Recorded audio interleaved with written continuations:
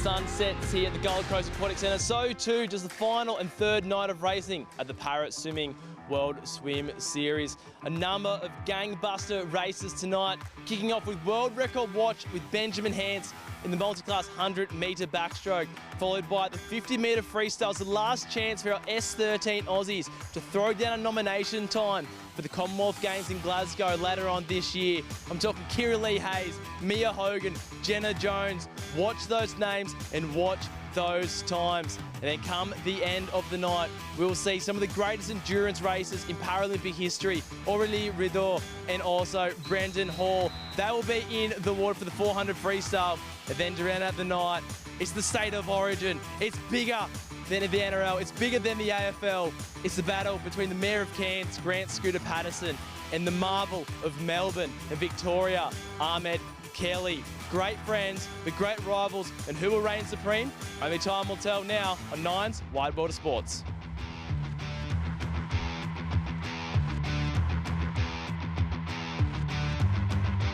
And what a ripper day it has been to mark the final day and now the final night of the racing here.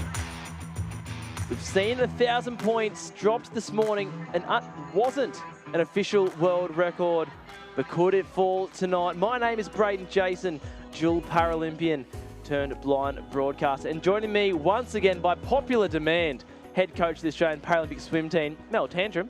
Thanks. Welcome back, co-host. Thank you so much. Great to be back. I'll be popping in and out. I've got a few races to keep my eye on tonight, so I'll help out where I can tonight. All the texts and all the calls on the text line that we don't actually have been asking for you to come back and return. Where's Mel? Where's Mel? Well, you're here for a bit, at least. And that's it. Yeah, there's a couple of great races tonight, so really looking forward to it. The men's 100 backstroke to kick us off tonight, followed by the women's 100 back. Now, they are events that are in the program for the nominations for the Commonwealth Games. So this means a lot tonight for a number of athletes in those first two events. Especially for our S9 classifications. So keep an eye on the likes of Timothy Hodge, Brendan Hall, Gemma Selick as well. And we'll go into the 50-metre freestyles. We saw Rowan Crothers go 1,000 points, but it wasn't the world record. So the multi-class system, the point score, it's doing a bit of funny buggers, but 23.16 the mark, 23.7 was the time he went this morning, so record watch there, but Tommy Gallagher will want to make sure he throws his hand in the mix. We'll get to the 400 freestyles, Aurélie Rideau, Paralympic champion, Brendan Hall, Paralympic champion as well, and to round out the night for the individual races, it's the State of Origin. It's the State of Origin. Queensland versus Victoria, the 150 IM, but we'll also feature an Austrian racer as well, so State of Origin. Yes, and with an international flavour. It's fantastic. Some really good races. And then we're finishing the night off with some relays. So that should be amazing to watch as well.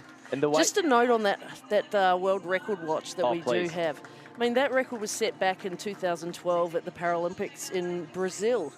By Brazil. His surname is Brazil. He set that record. Brazil. Andre Brazil set that record. I know him well. 23.16 back in 2012. So that's a hot record to get, and I'm wishing Rowan all the best tonight as all of the athletes swim fast, but world record watch there. He could be on the mark there. And it's very hard to get up and swim fast in the morning. As we see the competitors starting to gear up for our first race, the 100-metre backstroke. We're talking record watch, the man in lane 4. Oh, isn't he good? Anytime he's doing a backstroke race, we're watching, it was like 960 odd, and he was cruising this morning. Yep, and he's in the process of learning how to race fast heats and then faster finals. So that's what tonight's about, is backing up and swimming faster in the finals, and that's a process that we want him to work on. Benny Hance has been working on that with his coach Ash Delaney up there on the sunny coast. So it's an opportunity now to really practice that tonight, and we're looking for a faster swim time than this morning.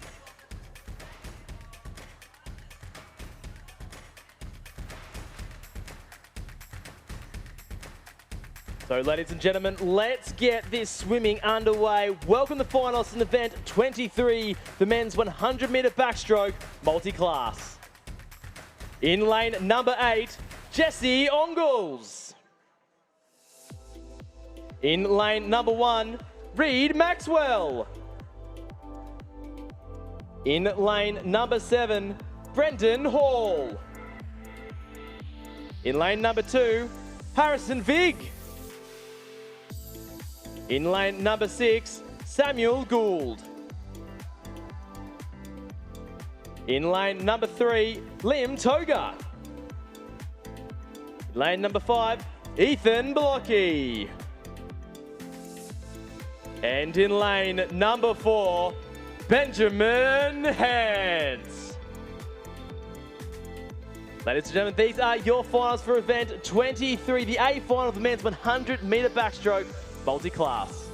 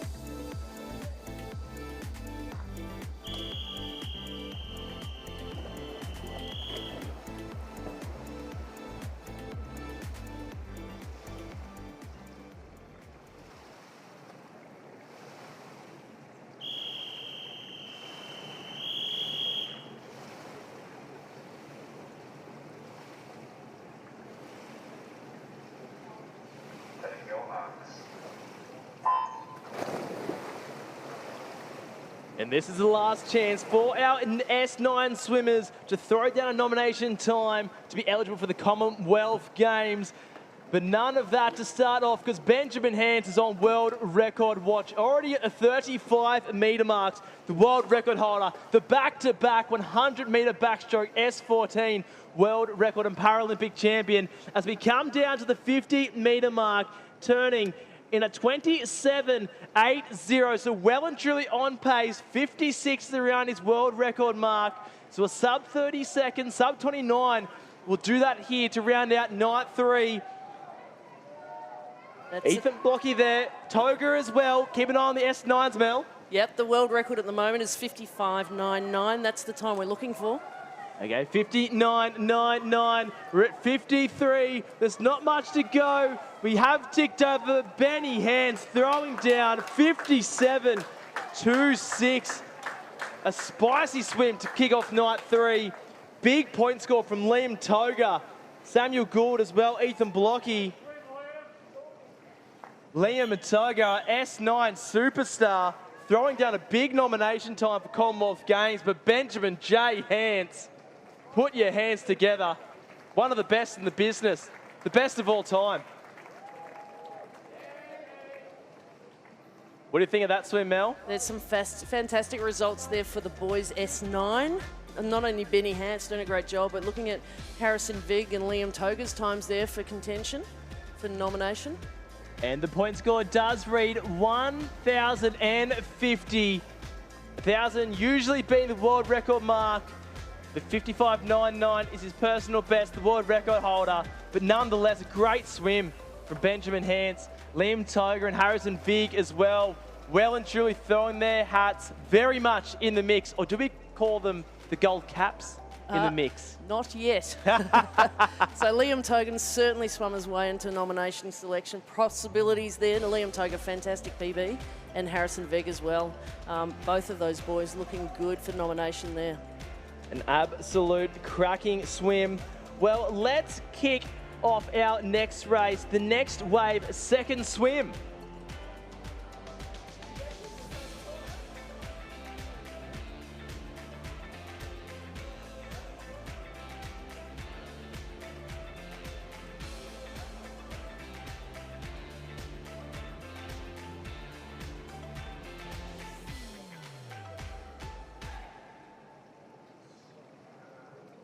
Ladies and gentlemen, let's welcome to pool deck our competitors in the next wave, second swim of the 100-metre backstroke multi-class.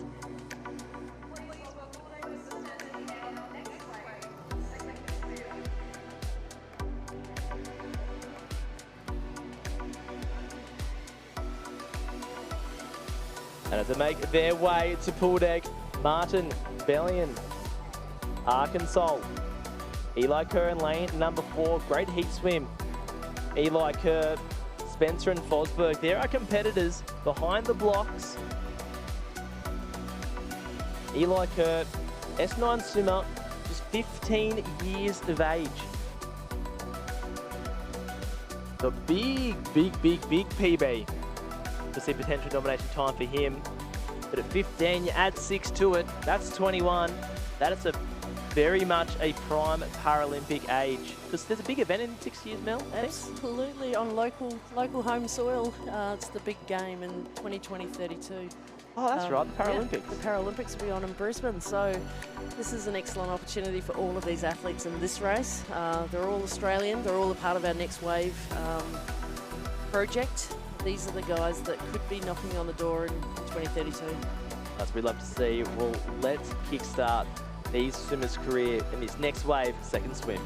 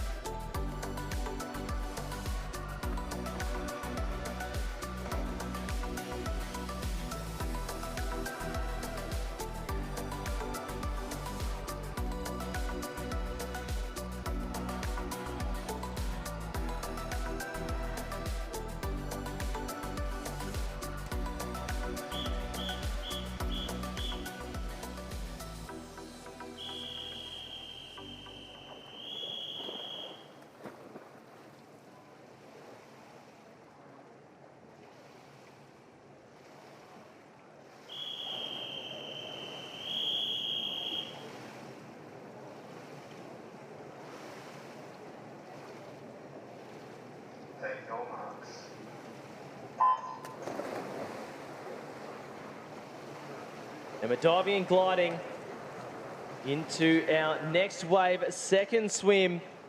On night 3, Martin 7, Bellion 6, Arkansas 5, Kerr 4, Spencer 3, and Cyrus Fosberg in lane number 2. But all S9s, Mel, in the middle of the pool, Spencer, Kerr, and Arkansas, maybe being spurred on, and maybe a big PB could potentially see them nominated for the Commonwealth Games race, but this is the next generation of superstars. Yeah, absolutely. These are our pathway athletes. They're high-performance pathway set up by Michael Anderson, dual Paralympian, Paralympic medalist. He's leading the Pathways program across the country, and it's just amazing to see what these athletes are doing. Almost as amazing as what we're seeing right now in the pool. Eli Kerr at just 15 years of age. You add 6 years to 15, that's 21, prime age for a Paralympic birth in Brisbane 2032. But Cyrus Fosberg right there in the mix as well. So too Bellion. We come down to the touch, it will be Eli Kerr.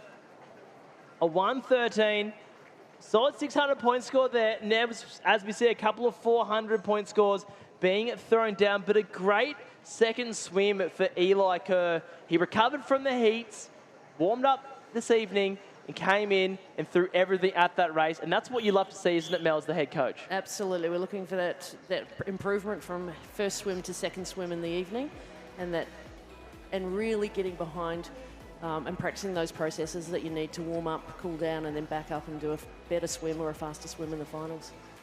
And at just 15 years of age, that's a skill that many older athletes haven't quite mastered yet. They get excited in the heats and then are too tired or haven't rested properly. So to see an improvement from heats to final shows great maturity as an athlete. We love to see that as we get ready to meet our B finalists for the men's 100-metre backstroke multi-class.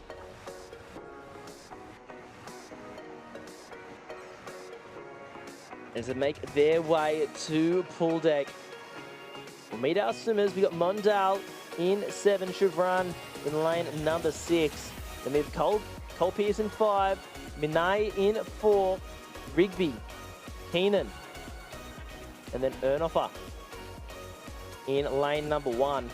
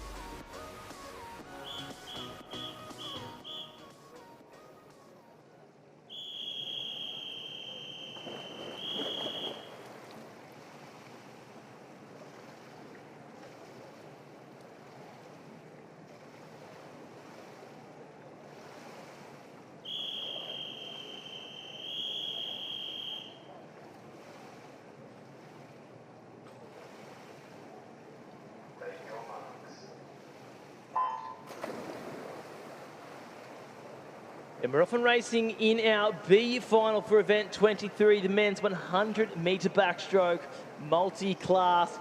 And already our S10 stars, Akito Minai and Cole Pearce in lane number 5. They're stroke for stroke, both racing against the same point score, both being S10 athletes. As we go through the field, it's Nandel, Shuvarin, and then Pearce, Minai, Rigby, Keenan, and Ernoffer. To come down to the turn, there's not much separating them at the moment. 32.05 is our leading first 50. Mel Tantrum, how good has it been to have athletes from 5 continents come here to Gold Coast to push our Aussies on? Oh, it's amazing to have the Gold Coast venue as host of this event. This is the first time it's been a standalone event, and it's fantastic to be on the coast.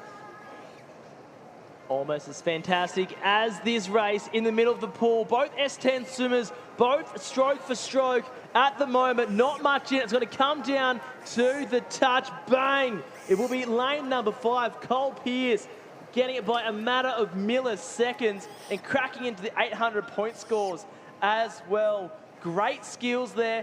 Great lunge on the wall, touching on a full stroke. Cole Pearce over Minai. Great for Cole Pearce, who's an IM specialist. He's been doing a lot of IM work, but now focusing on some diversifying and doing some other individual form stroke events. It's great to see Cole all the way from Melbourne, enjoying some warm weather here up on the coast. I'm sure he's put his sun screen on because it has been stinking hot here, top of 30 degrees. As you see, Andreas Ernoffer making his way down to the touch, finishing on a full stroke. Great skills there from our swimmer from Austria. Cole Pearce, poised, great performance, beating out Akito Minai from Japan in lane number 4.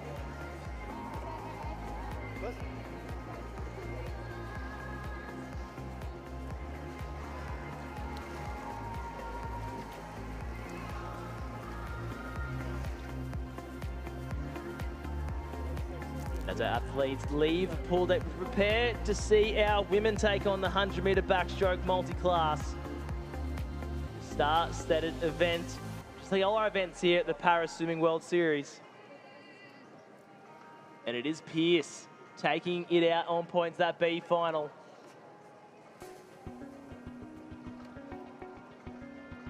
And it being 0.3 of a second in the end.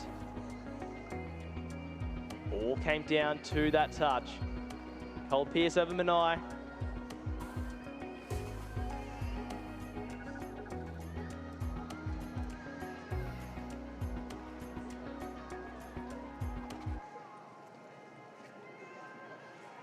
And ladies and gentlemen, let's meet our finalists in event 24, the women's 100-metre backstroke multi-class. And in lane number 8, Danielle Doris. And in lane number 1, Tomomi Ishura. In lane number 7, Lakeisha Patterson. In lane number 2, Victoria Philando Nicholson. In lane number 6, Gemma Selick. And in lane number 3, Ruby Storm. In lane number 5, Ellie Davis. And in lane number 4, Madeline McTurnan. And ladies and gentlemen, these are your finals for event 24, the women's 100-metre backstroke multi-class.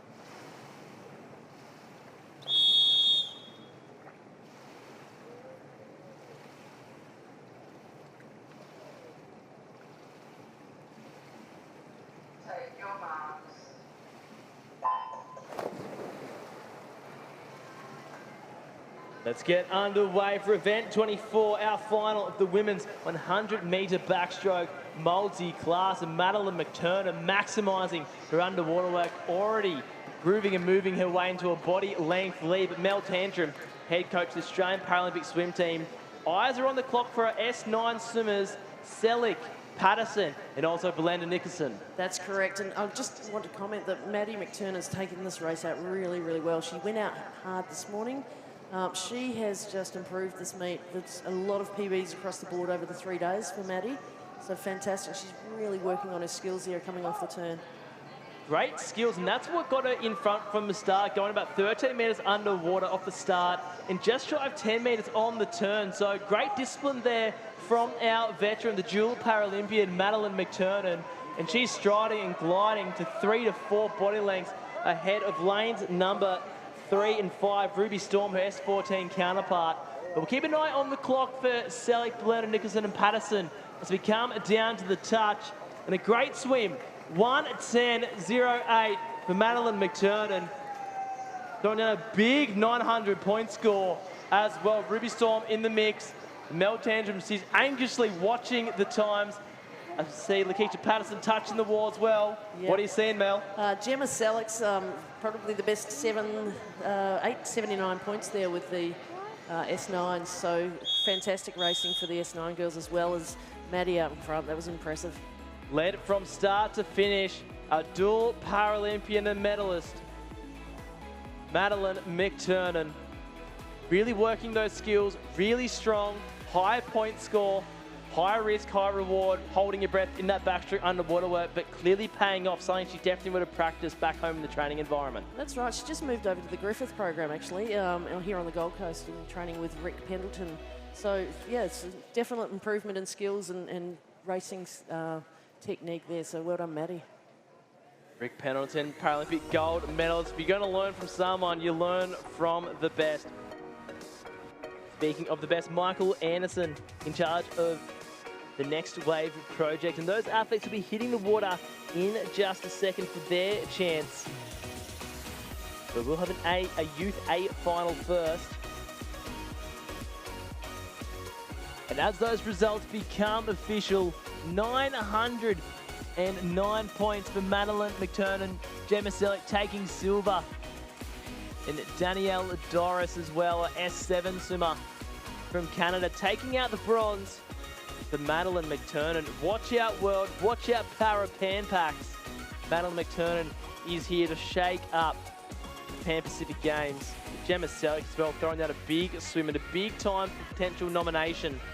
That's it. There's no more chances for our nines to throw down a potential time. That is it. No, there's one more. I'm going to say in the B final. Just watch out, the B final. Jasmine. It's one more for Gemma Selick. No more for Gemma Selick. Gemma Selick. No, that's it for Gemma. But we do have another athlete in the B final that's still pushing for nominations. Yeah. The Mel Tantrum. That's why you are here, the head coach of the Australian Paralympic swim team. Knows all the stats and the figures. These are the athletes for our youth final for event number 24, the women's 100-metre backstroke multi-class.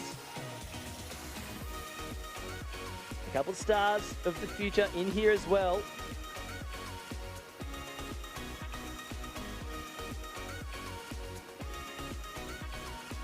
Our competitors being Pratt, Dillinger, Atkinson, Gillespie, and Thea Stover in lane number 2.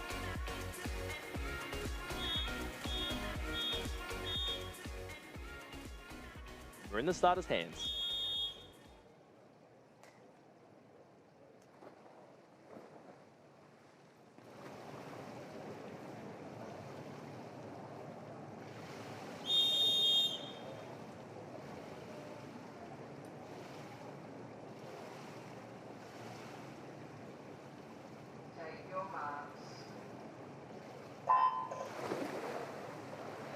Para-swimming stars of the future have hit the water here for our youth final.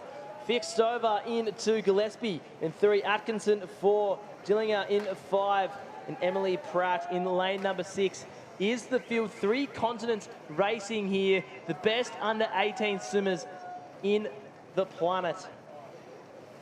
And it is Montana Atkinson, who made the move to the Sunshine Coast UNESC program in lane number 4. She's taking it out very fast, maybe being inspired by Madeline McTurnan, Mel. Absolutely. Yeah, Madison's moved up to the Sunny Coast program with Harley Connolly and Casey Atkins up there, and she's doing a fantastic job. Great swing alongside the likes of Lakeisha Patterson, Brendan Hall, but she's in a league of her own at the moment. But as we know with the multi-class point score, not always the first person to touch the wall who will throw down the highest points, but Montana Atkinson definitely in the driver's seat at the moment. On either side, Gillespie and Dillinger, both S9 swimmers. But it's all Montana Atkinson in these closing stages as we come down to the touch. 1:16 for Montana Atkinson. A solid time and very good point score. As we see Dillinger and Gillespie touch the ball, S9 swimmers. That's a great swim for Montana. That's a 2-second PB from this morning, so or a better time than this morning, and that's what we want to see, that progression from heats to finals. Oh, we love seeing the smile on the Australian Paralympic swim team coach's face. Mel Tantrum excited by Montana Atkinson's racing processes. 2 seconds faster from heat to final. As we see Fiostova making her way down in lane number 2. 2 strokes to go. Finishes on a beautiful full stroke on the wall. Great skills there from Irina Fiostova, S8 swimmer. For Montana Atkinson, led from start to finish, great skills. And a big future. She's off to the team that's going over to the Euro World Para Series next week. I'm very jealous of that campaign, going to the World Para Series events in Spain and then Italy. It sounds absolutely horrible. That's it. So yeah, it's part of our development team. We're sending a group over to Italy first, and then that's the World Series number 2, and then number 3 is in Spain. So we've got a group of 25 athletes, and Montana is one of those athletes heading over to that dual campaign to 2 World Para Series events. And why wouldn't you want to race against the best para swimmers on the planet? And a great opportunity, but let's kick off the action for the B final. The women's 100-metre backstroke multi-class held here on the Gold Coast, the first leg of the 2026 World Para Series circuit. Will feature 25 Australians across the Italian and Spanish legs, but all eyes on the Gold Coast Aquatic Centre. And all eyes on those times as well, and point scores. That's it. Got an exciting race, this one. Jenna Jones, Cale Thompson, they're both coming on the same development team as well. But keep your eye on lane 6 here, Jasmine Fulgrave. Okay, all eyes on Fulgrave, says the head coach, and we're in the starters' hands.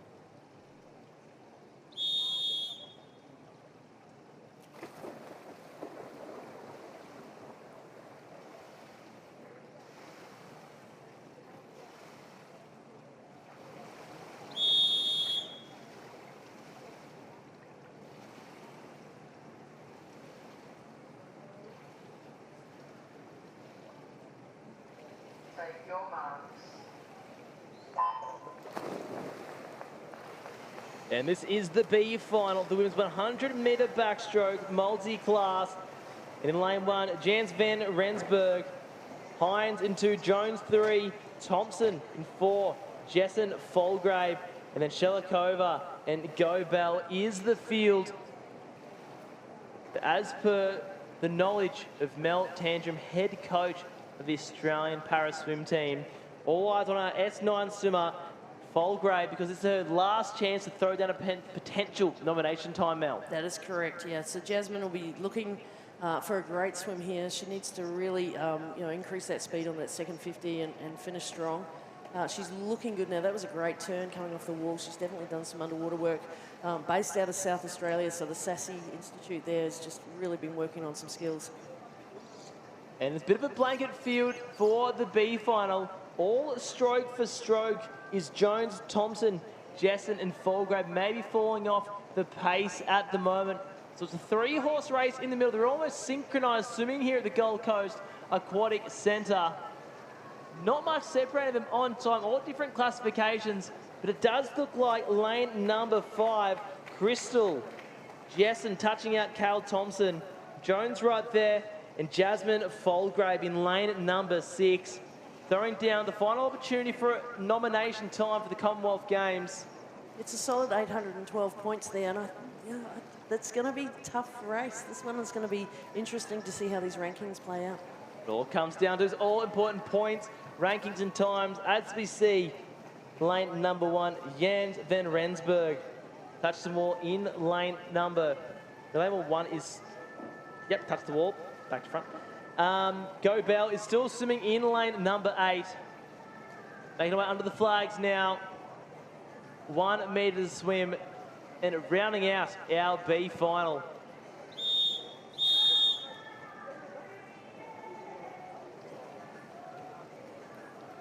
Solid swim from Jones, Thompson and Jessen with Jasmine Folgrave. Phenomenal swimming out in lane number 6, 800 point score.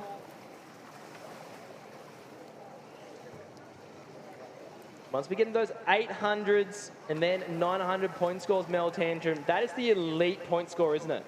That's what we're looking for, yeah. So these young up-and-coming athletes are in the 600s.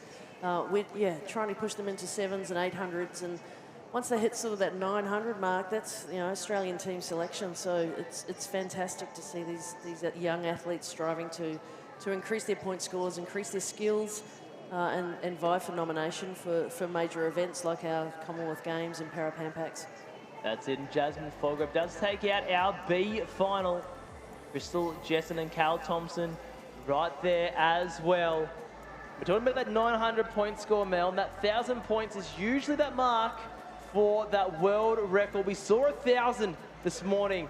Wasn't a world record, but are we on world record watch? Rowan Crothers, Paralympic champion, is in the water. They're set and they're ready to go. This is going to be a great race between the whole field here. This is going to be tight. So Rowan's in lane 4, Tommy Gallagher in lane 5. He's doing a fantastic job and diversifying in swimming butterfly this week. Alex Tuckfield's going to be in the mix. This is fantastic. This is a great stacked field.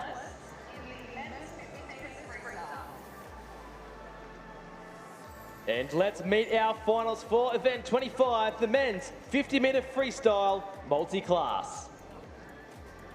And in lane number 8, Callum Simpson. And in lane number 1, Keiichi Kimura. In lane number 7, Alex Safi. In lane number 2, Nicholas Turbide. In lane number 6, Fernando Liu. In lane number 3, Alexander Tuckfield. In lane number 5, Thomas Gallagher. And in lane number 4, Rowan Crothers.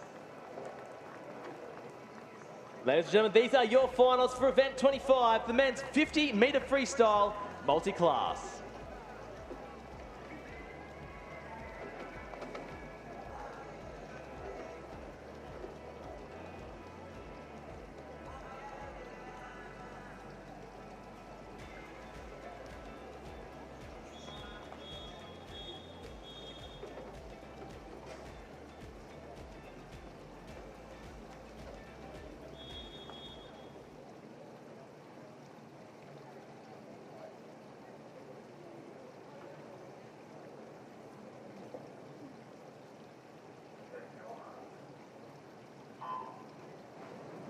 And the crowd are on their feet for event 25, the final of the men's 50-metre freestyle multi-class, aka the splash and dash. And the Paralympic champions are often swimming Crothers and Gallagher 4 and 5. It does look like Crothers ahead of Gallagher at the moment. Crothers about maybe a third of a body length in front of his S10 counterpart. We come down to the touch, not much in it, 23.29 for Rowan Crothers, 0.16. off the world record, an Australian record for Rowan Crothers. That is how you do it. Para swimming, watch out. The future is red hot. Rowan Crothers, Paralympic champion, and still the fastest on the planet. That's a fantastic swim with Rowan. He's done some great work down with Kate Irvine at Sassy in Adelaide, really working on their skills and perfecting the dive and the really technical aspects of his race. So fantastic to see Rowan come out and do a time that is within 1.1 of the world record. 0.13. Yes. 0.13 off. The crowd stands and claps for Rowan Crothers. A phenomenal swim. At the start of the season, wait for the Para Pan Packs. That record held by Andre Brazil, considered one of the best S10 swimmers of all time. But Rowan Crothers says, not if I have anything to say about it. And a great swim and great point score from Callum Simpson, as well as S8 swimmer. But Rowan Crothers, cool, calm and collected as he walks off. That was pool impressive, deck. wasn't it? Look at that. Two 1,000 point scores. Tommy Gallagher right there as well. I know we'll focus so much on Rowan Crothers, but 23.8 for Tommy Gallagher. That's a world-class swim as well from a Paralympic 100%. champion. Yeah. So his work he's doing with Dean Boxall's squad at St. Peter's Western is just proving to be really, really good. The work that he does with the QAS, it's incredible. So these boys, not only pushing themselves nationally, but internationally. That's 1-2 from World Champs. You know, that's impressive. They're the best swimmers in the world, and they're here live and free on Nine's Wide World of Sport for your entertainment, swimming fans. My name's Braden Jason, dual Paralympian. And let's get into our next wave, second swim for the 50-metre freestyle.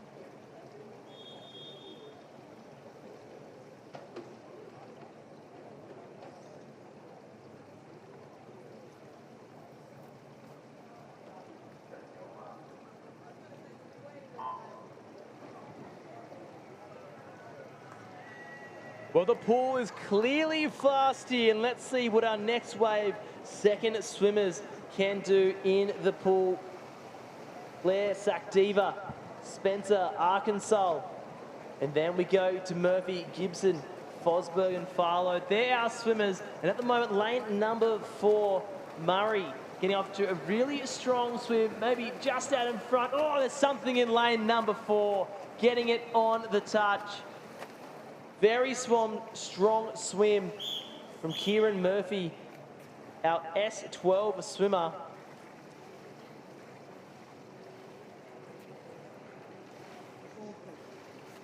Great swim, great classification as well, S12. Some of the best swimmers on the planet were S12. He said with extreme bias, but a great swim nonetheless. But it is our S9 swimmer taking it out on the point score. So a great swim. Swimming opportunity for our... Great to see Noah come through. He's, another one training with Rick Pendleton at Griffith University. So, look, great to see him coming through. That's a really impressive swim for Noah. Good to see. Great for the future. Another one for Para Pan Packs later in the year. Oh, there we go. A bit of a tease from the head coach of the Australian Para Swim team, Mel Tantrum. She says with a big grin on her face, you're loving the swimming here. It's been red hot. It's red hot. This is such a good venue for this event. It's the first time we've ever had it on the Gold Coast, and thank you to Experience Gold Coast for the opportunity to be here and to really experience outdoor racing that simulates what we're going to expect in LA in 2028. So this is a 3-year locked in at this venue, so it's so exciting. And that's the kid is actually going for the B final.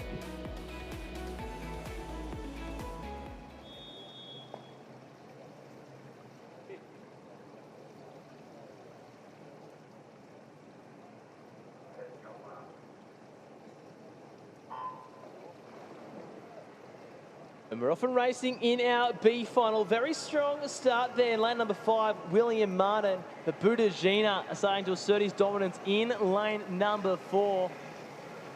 William Martin right there as well. So too over in lane number 6 is Busali. We come down to the closing stages. The stroke for stroke. Martin looking very strong, coming down to the touch, but it will be lane number 4. Budagina getting it on the touch.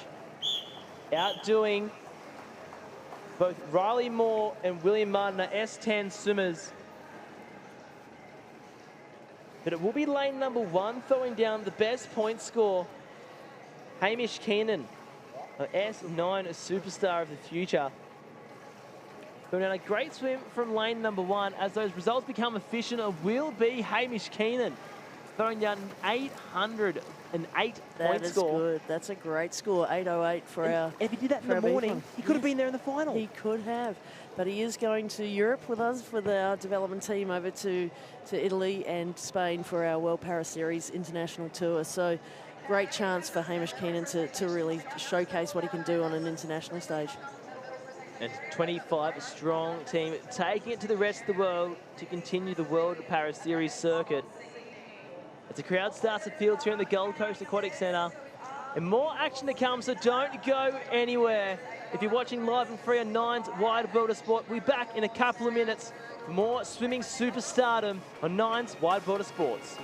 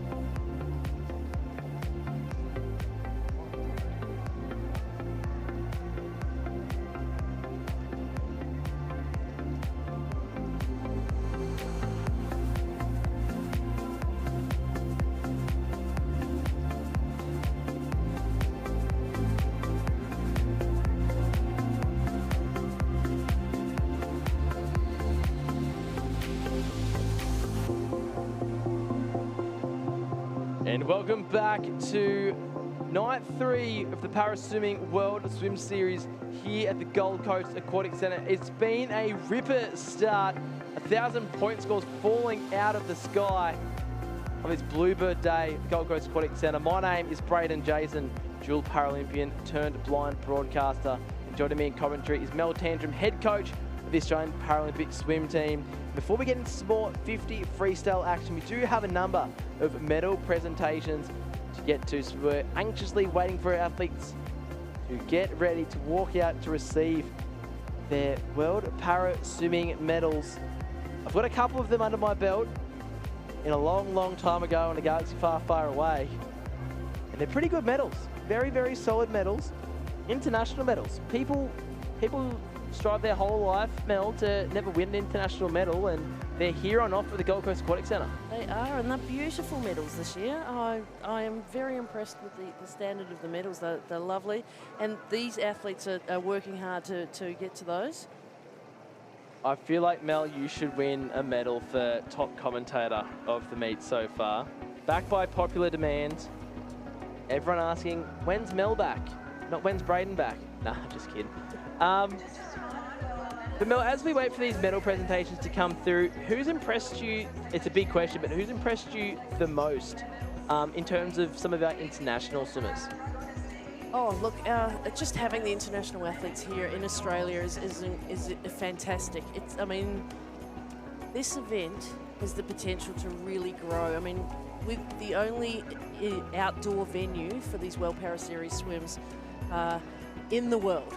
And as we prepare and get ready for 2028 LA Paralympics, which is an outdoor venue, we would see a number of athletes coming from around the world over the next couple of years at this World Para Series. So I think there's opportunities for a number of elite athletes to come out here. Having the team from Canada, I mean, they've been impressive. A lot of their athletes are here, their top athletes are here to experience outdoor racing. The New Zealand team's here. India are here. It's impressive, and all of those athletes from those countries are the best they've got. The best in the world coming into our environment. So, and when we've got a team going over to Europe, as I said. So, giving these athletes the experience and the opportunity to swim internationally in world-class venues around the world is just it gives them every opportunity to perform at their best when it matters, which is when the 2028 Paralympics roll around. And do you think that other countries will see this and see how fast these swimmers are going at an outdoor venue and maybe target this over the next couple of years to get a bit of race practice in warm weather? Here in the Gold Coast, top of 30 degrees will be similar in California and in LA come 2028. So do you see teams identifying this competition in the next couple of years as kind of almost a benchmark meet or a must-go-to event? I would hope so. There's so much opportunity to come out here. A lot of teams are already thinking of coming out here early before Brisbane 2032 and coming out and doing training camps in preparation for those games. So over the next 6 years, I believe that this event can really explode in terms of the amount of athletes that want to be here. We see it with a number of events that Swimming Australia puts on. Our recent events. Recent events that we've had, at the Valley Pool when we had Oz versus the world, and athletes want to come out and race in Australia and be part of our culture and be part of our team. How good would it be to see some para swimming at that Oz v World event? It went absolutely gangbusters on streaming and nationally as we see the waning moon. Oh, the waning moon, there it is. is. Your favourite moon style, isn't it, Mel? Definitely, yes. Yes, big plans for para to be included in events in the future. So yes, watch this space. Can we get any spoilers? No, we're going to medals. We are going to medals. Well, let's meet our medalists for event 23, the men's 100-metre backstroke multi-class.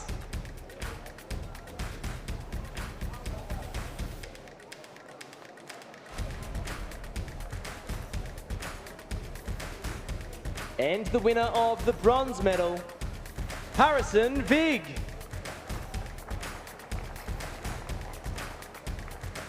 And the winner of the silver medal, Liam Togar.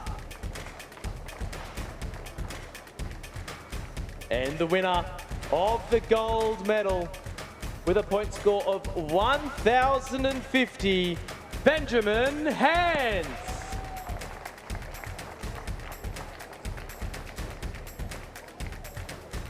Ladies and gentlemen, they are your finalists for the A final, the men's 100-metre backstroke multi-class.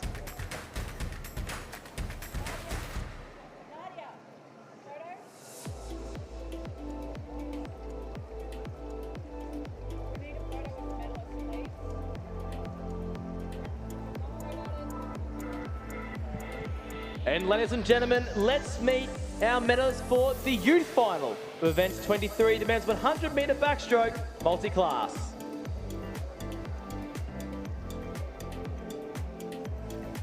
And the winner of the silver medal, Hamish Keenan.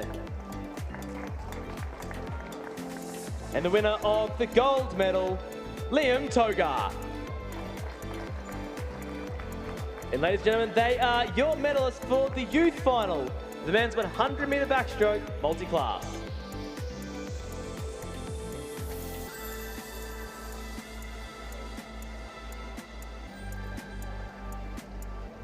Ladies and gentlemen, let's meet the medalists for event 24, the women's 100 metre backstroke multi-class.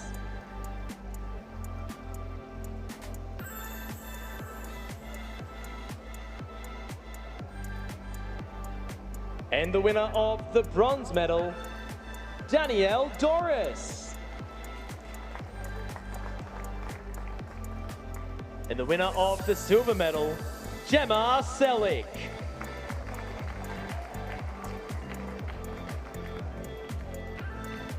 And the winner of the gold medal with a point score of 909, Madeline McTurnan.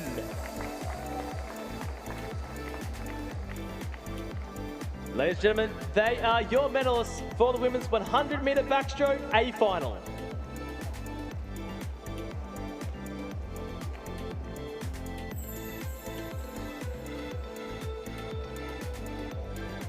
And ladies and gentlemen, let's meet the medalists for the youth final for event 24, the women's 100 metre backstroke multi-class.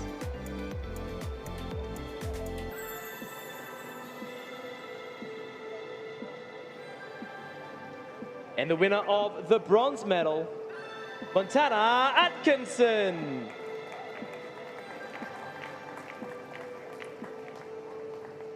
And the winner of the silver medal, Victoria Belando Nicholson.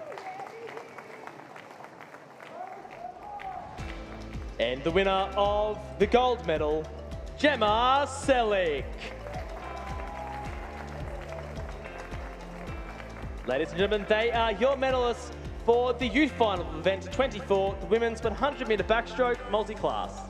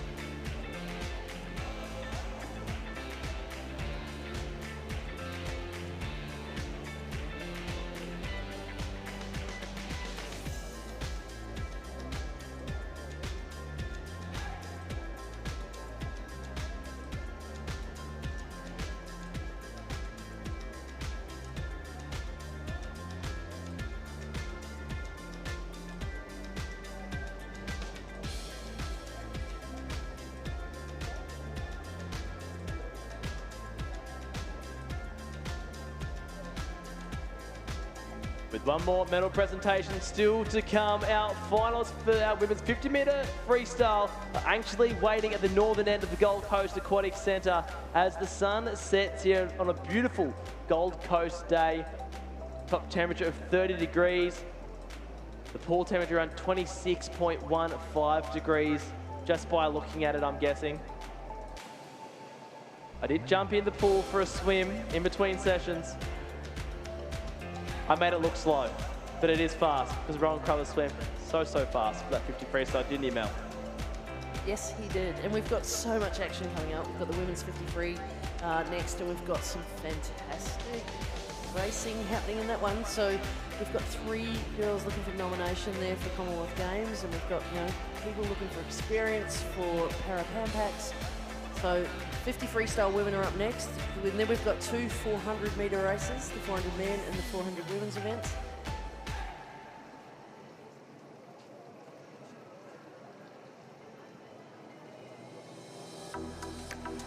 So, ladies and gentlemen, before we get into the swimming action, let's meet the medalists for event 25, the men's 50 metre freestyle multi-class.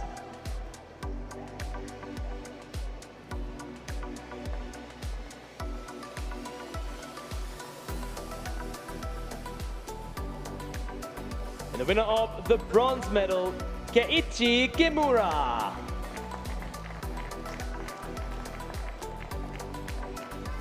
And the winner of the silver medal, Thomas Gallagher.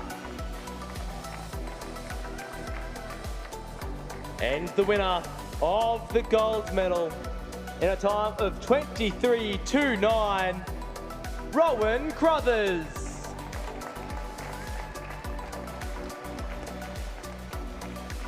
Ladies and gentlemen, they are your medalists for event 25, the men's 50-metre freestyle multi-class.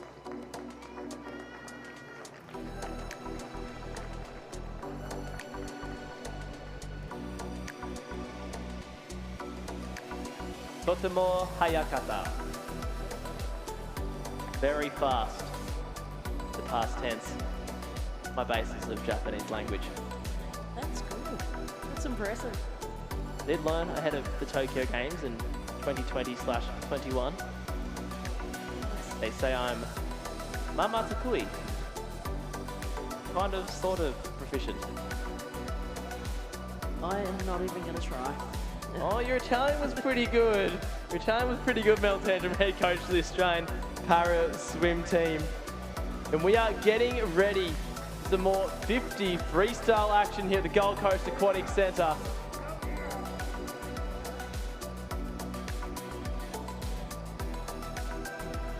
The athletes are making their way down to the 50-metre end, which is exciting.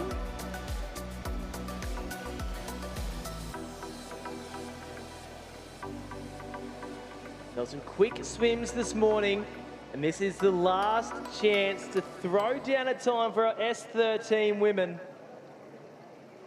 And they're getting ready for some big 50-metre freestyle action. So, ladies and gentlemen, let's meet the finalists for event 26, the women's 50-metre freestyle multi-class. And in lane number 8, Mary Jibb. And in lane number 1, Tomomi Ishura. In lane number 7, Kira Stevens. In lane number 2, Victoria Belando Nicholson. In lane number 6, Emily Beecroft. In lane number 3, Mia Hogan. In lane number 5, Jasmine Greenwood. And in lane number 4, Kiralee Hayes. Ladies and gentlemen, these are your finalists for event 26, the women's 50-metre freestyle multi-class.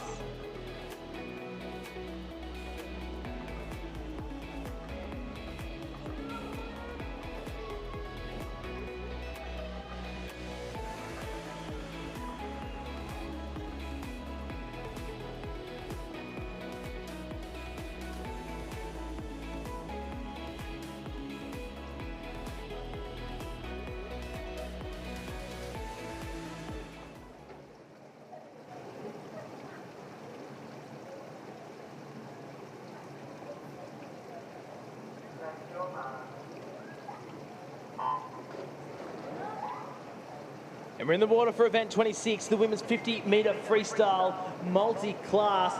The quickest of the quick in the water at the moment. Hayes and Hogan vying for a last chance nomination opportunity for the Commonwealth Games. The S13 classification. Does look like Hayes edging out Greenwood in lane number 5, her S10 counterpart. Hogan right there as well as we come down to the touch. Not much in it. Oh, absolute fingernails in it. Who got their pedicures done yesterday? Mel Tantrum. That is a great race. Jazz Greenwood, Kiralee Hayes, such a close race. I'm thinking Jazz may have touched Kiralee out, but both great swims there. And I said pedicure, I should have said manicure. Manicure's hands, isn't it? That is correct, yes. Yeah, there we go. Well, Jasmine Greenwood may have got the manicure job done touching out Kira Lee Hayes, but in a solid time, and the last chance to throw down a potential nomination time for that S13 athlete. That's right, and then Mia Hogan also there, a young 14-year-old who's in the mix too for Commonwealth Games 14. nomination. Yeah, she's 14. Can drop personal bests out of the sky at that age. Absolutely, so that's an exciting race. We may have 3 female athletes in the S13 at the Commonwealth Games. Just putting it out there. Just like in 2022, was Katja Dedekin in there. But as we look at the point score, 966 points for Jasmine Greenwood, taking out the gold. Emily Beecroft there as well as Victoria Belendo-Nicholson. And let's keep this swimming going for the next wave, second swim.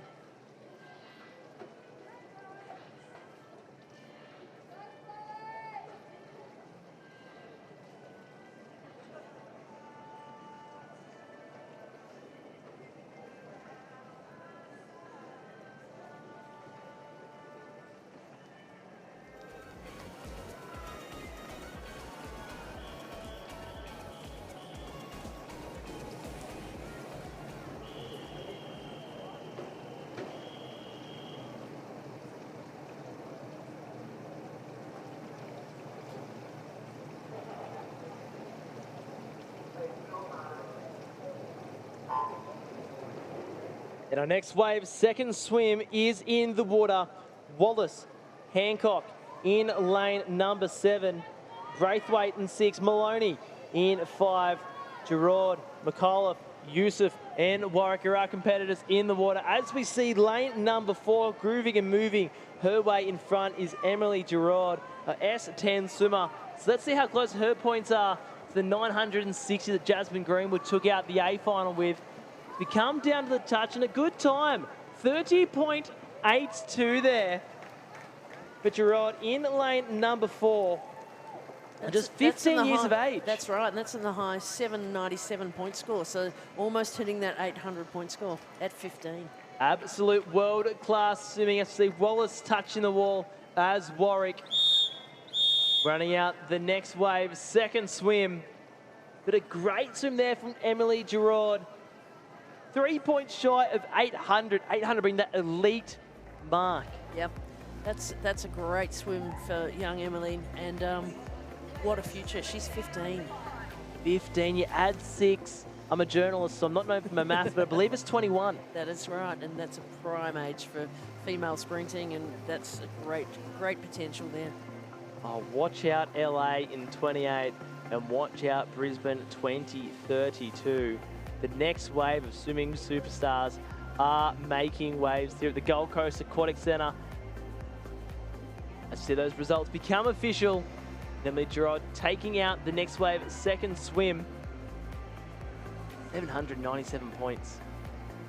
It's good. What's worse, 0.01 missing out or 1 point, do you reckon? I reckon the point's worse. Probably the points, yeah. Yeah. Yep. It comes down to maths and that's right. all that kind of stuff. Yeah. And check out the start list for the B final here. Oh, and this is it. The last chance for our S12 swimmer, Jenna Jones. Can she throw down a time for potential nomination for the Commonwealth Games to return? She was there in 22. Will she be there in 2026? And just for the punters at home, this is a swim-up opportunity for Jenna. So she's an S12 athlete, swimming up as an S13 athlete. It's quietly, all the tough swimmers do that. Oh.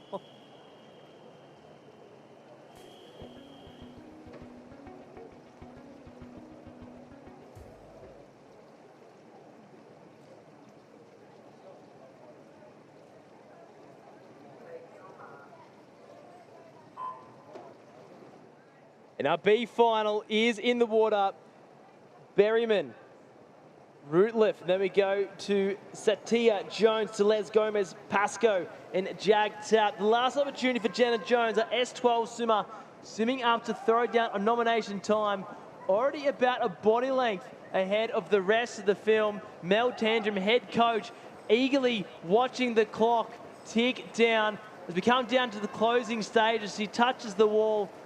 30.03 for Jenna Jones, an S12 swimmer.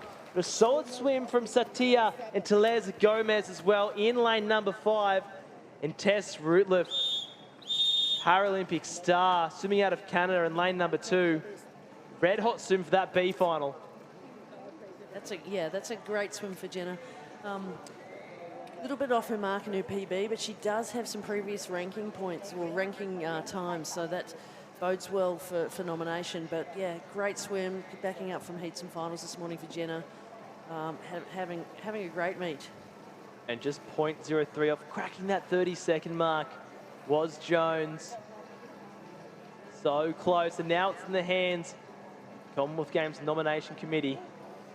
That's it.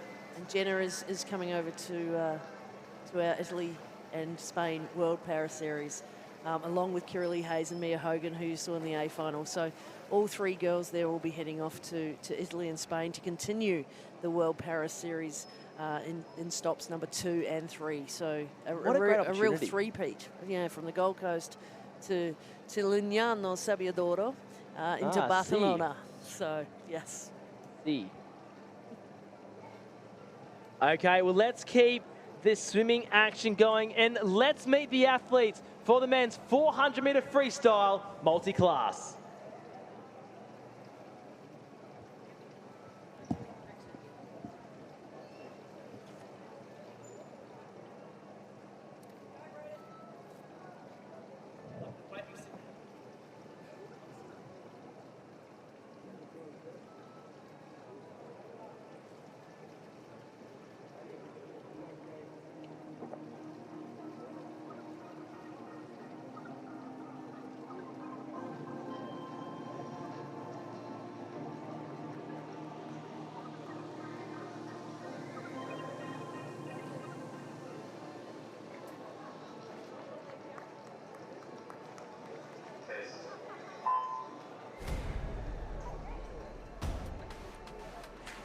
Okay, ladies and gentlemen, let's meet our finalists for event 27, the men's 400-metre freestyle multi-class. And in lane number 8, Kataya Kumaran. And in lane number 1, Uchu Tomita. In lane number 7, Daniel Rigby. In lane number 2, Callum Simpson. In lane number 6, Brendan Hall. In lane number 3, Bo Matthews. In lane number 5, Darren Sisman. In lane number 4, Nicholas Bennett. And ladies and gentlemen, those are your finalists for the men's 400-metre freestyle multi-class.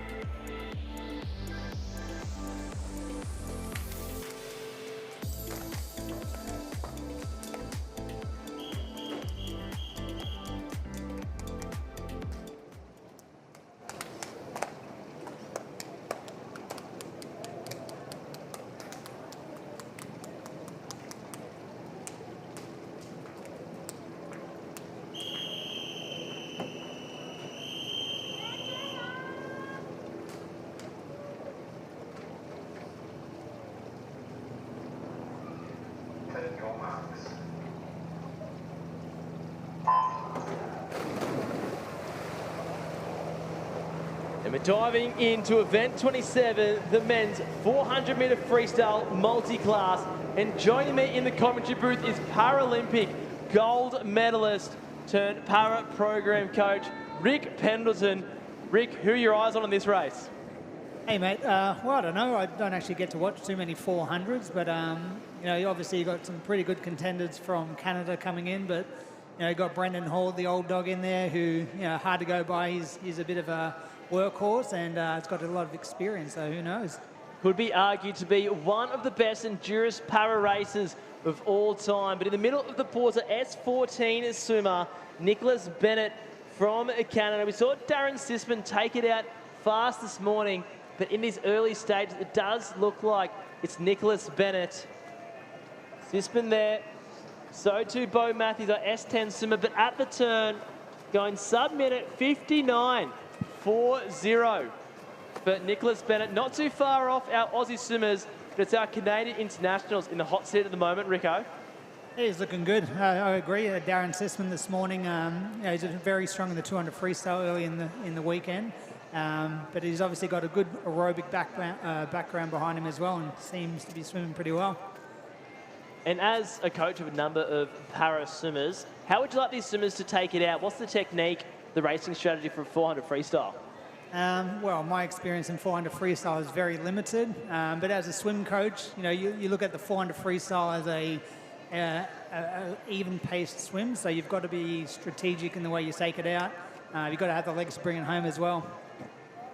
So let's see if Darren Sisman saving the legs for the second half of this swim. But it's Nicholas Bennett from Canada in the front seat, our S14 swimmers. We come down to the 200-metre mark, turning in a 2:03.39, so around 1:04 for that second 100. 59 off the start, 1:04.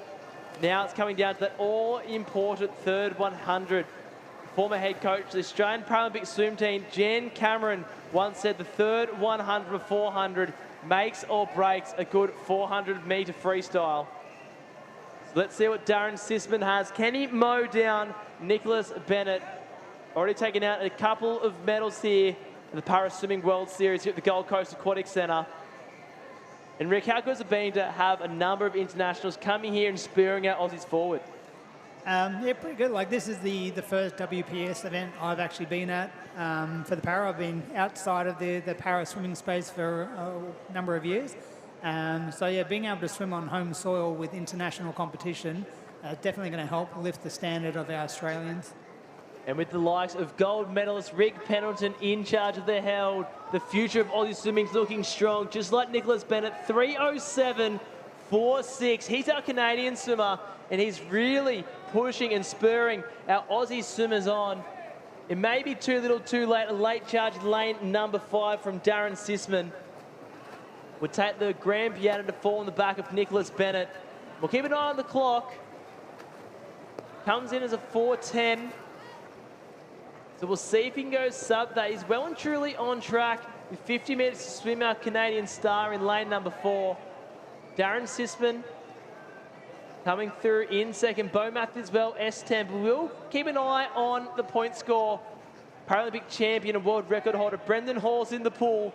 So we know he'll throw down a big point score off the back of his wedding anniversary over the weekend. But Nicholas Bennett coming down. We come down to the final 5 metres. Down on the touch is a 4:08.42. Very strong swim there from Canada. Potentially 1,000 points there. Potential world record.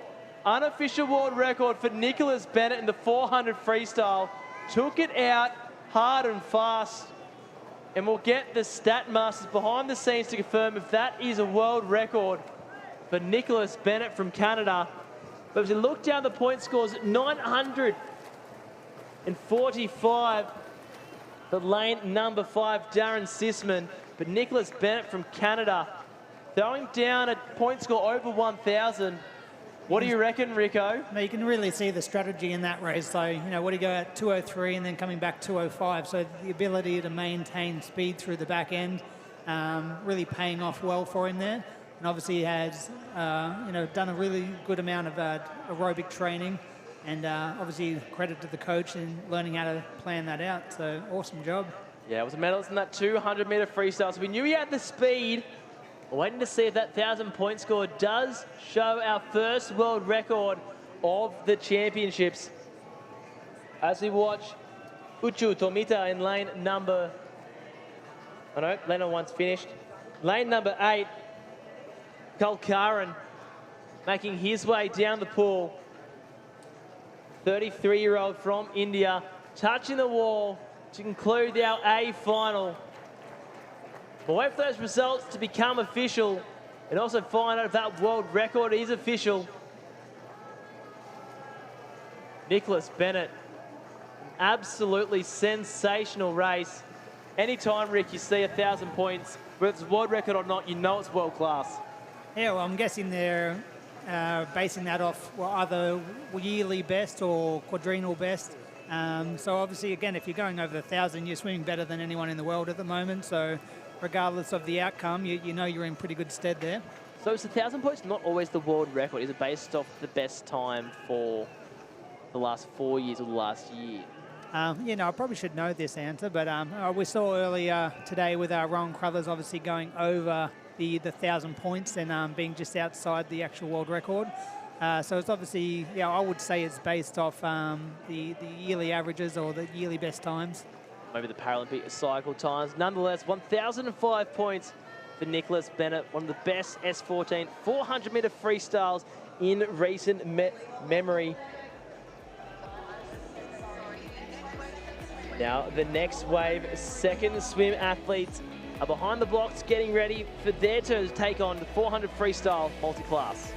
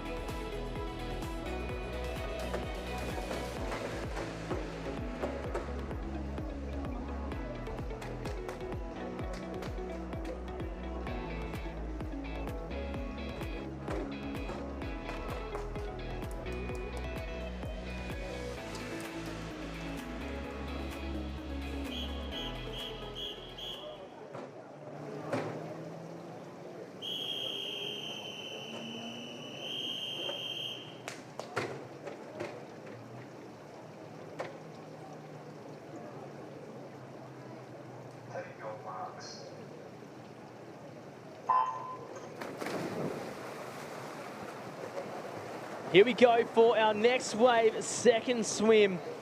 The 400-metre freestyle. Rush in 2, Nichols 3, Bellion in 4, O'Brien 5, Eli Kerr backing up in lane number 6, and Eddie Clare in lane number 7. Braden Jason's my name, dual Paralympian turned blind broadcaster, taking you through all the action here on night 3 of the World Para Series, the Gold Coast Aquatic Centre. And joining me in the commentary booth is Paralympic gold medalist turned para program coach at Griffith University, Rick Pendleton. That A final was red hot. What do you want to see from these second wave, second swim athletes? Honestly, these guys are getting a great opportunity to come here, as you like to say, under lights, and getting an opportunity to race at what is effectively like an international standard, being able to come back and swim again. So you want to see them come back in, throw down, get competitive, and try to swim faster than they did in the morning. That's a very big strategy that the Australian swim team have a cornerstone of their improvement blocks. So if you're seeing improvements from heat to finals, you go a long way in terms of getting towards that medal podium. As you see, Lockie Bellion turning in a 1:08, taking out in lane number 4, but lane number 5, O'Brien started to make his way through the field. And Rick, as a para program coach, how important is it resting in between heats and finals to ensure that you can maximise your performance and swim faster at night time? What do these athletes need to be doing? Well, I guess every athlete would be different.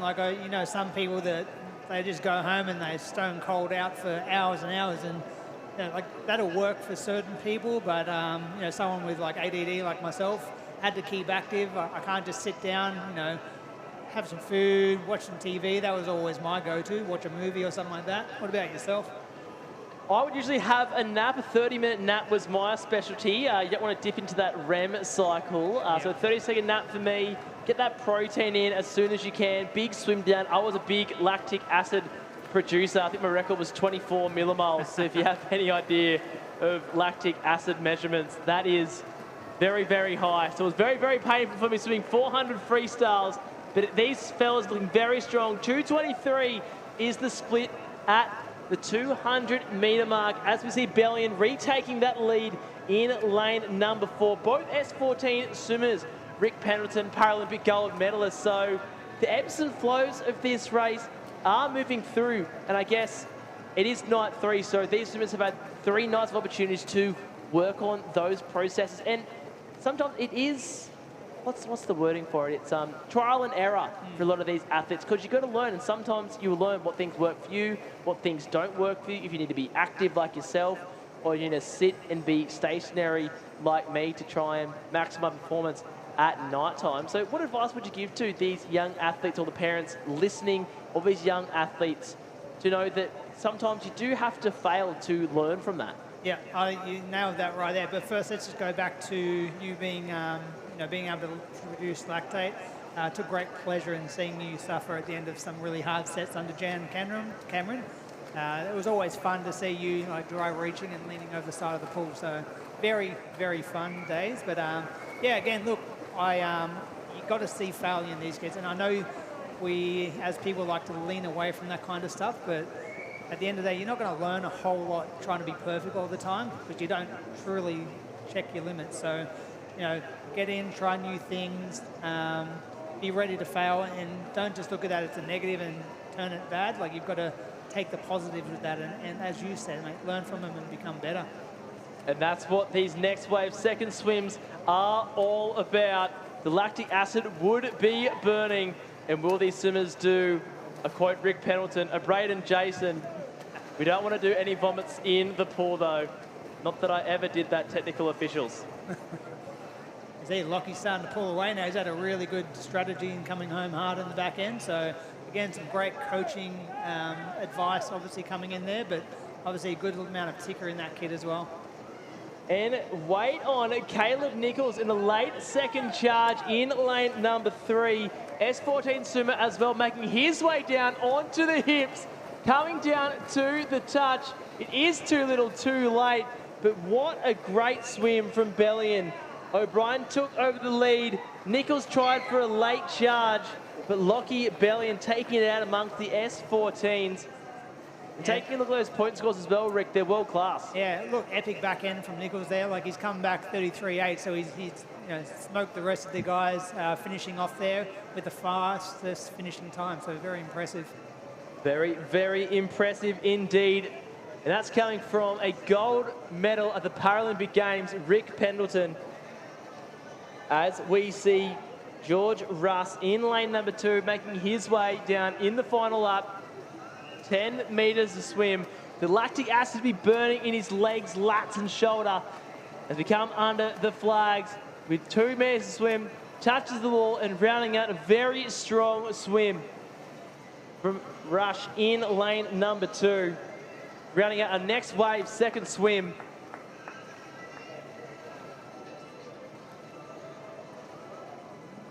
The action still continues with Eddie Clare in the water, our S6 swimmer. Over in lane number 7.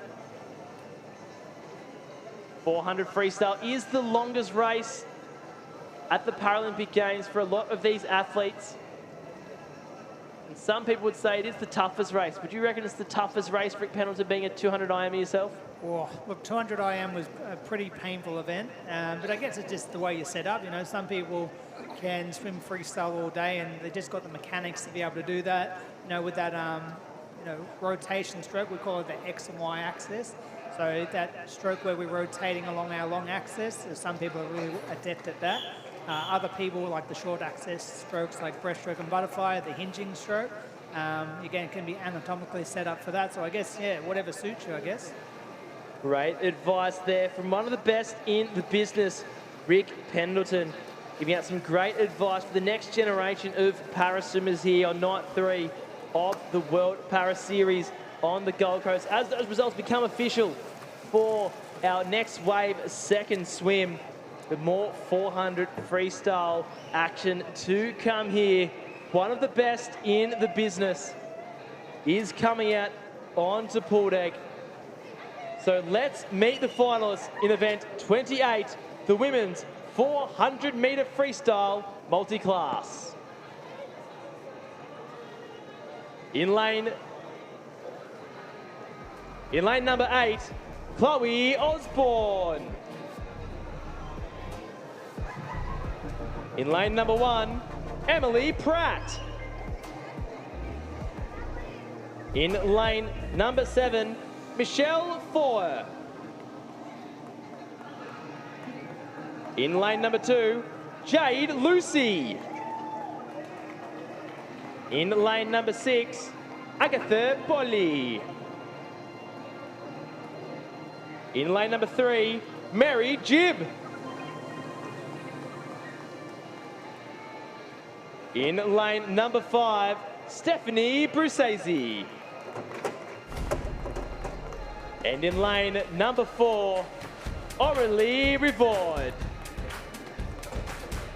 And ladies and gentlemen, these are your finalists for the A final, event 28, the women's 400-metre freestyle multi-class.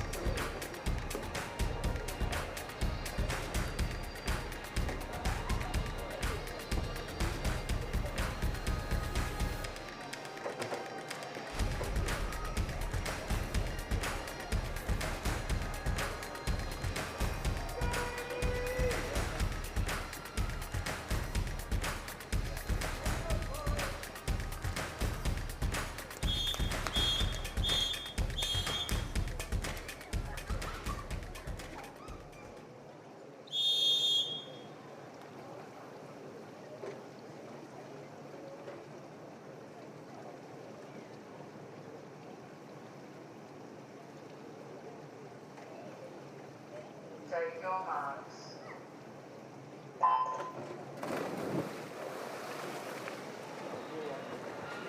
And we're in the water for event 28, the women's 400-metre freestyle multi-class. And in the water is one of the best of all time in this race for the S10 classification, Aurelie Rivard from Canada. She's had a pretty strong meet so far. Again, an impressive 200 freestyle yesterday. Again, very strategic in the way she swims her races. Had a very good back end to run over the top of Maddie McTurnan. I had a little bit of pain watching that, being Maddie being my swimmer. But again, a great example of how to race and obviously showing her experience. And I got to chat to Aurelie off the back of that race in the warm-down pool. And she did say she was quite comfortable in the heats. So keen to see she can improve from heats to finals. And she's a veteran of the sport, but says she still loves it and will keep doing it until that love is lost. But at the moment, she is loving it out in front, turning in a 1:09.28. Getting off to a strong start, feeling comfortable in lane number 4. Stephanie Brucesi and Mary Gibb there as well. Gibb being an S10 swimmer as well. So holding on, Paralympic champion. But it's almost like a podium at the moment, if you look at it. Rivard out in front, 3 and 5 there. Then we go out to lanes 2 and lane number 6. Almost like the Mighty Ducks. Remember that movie? Yeah, the Flying V, absolutely. Flying V. Although it's just messed up now. Now they've gone into a nice tight field, so ruining our nostalgic reflection there. When was the Mighty Ducks released?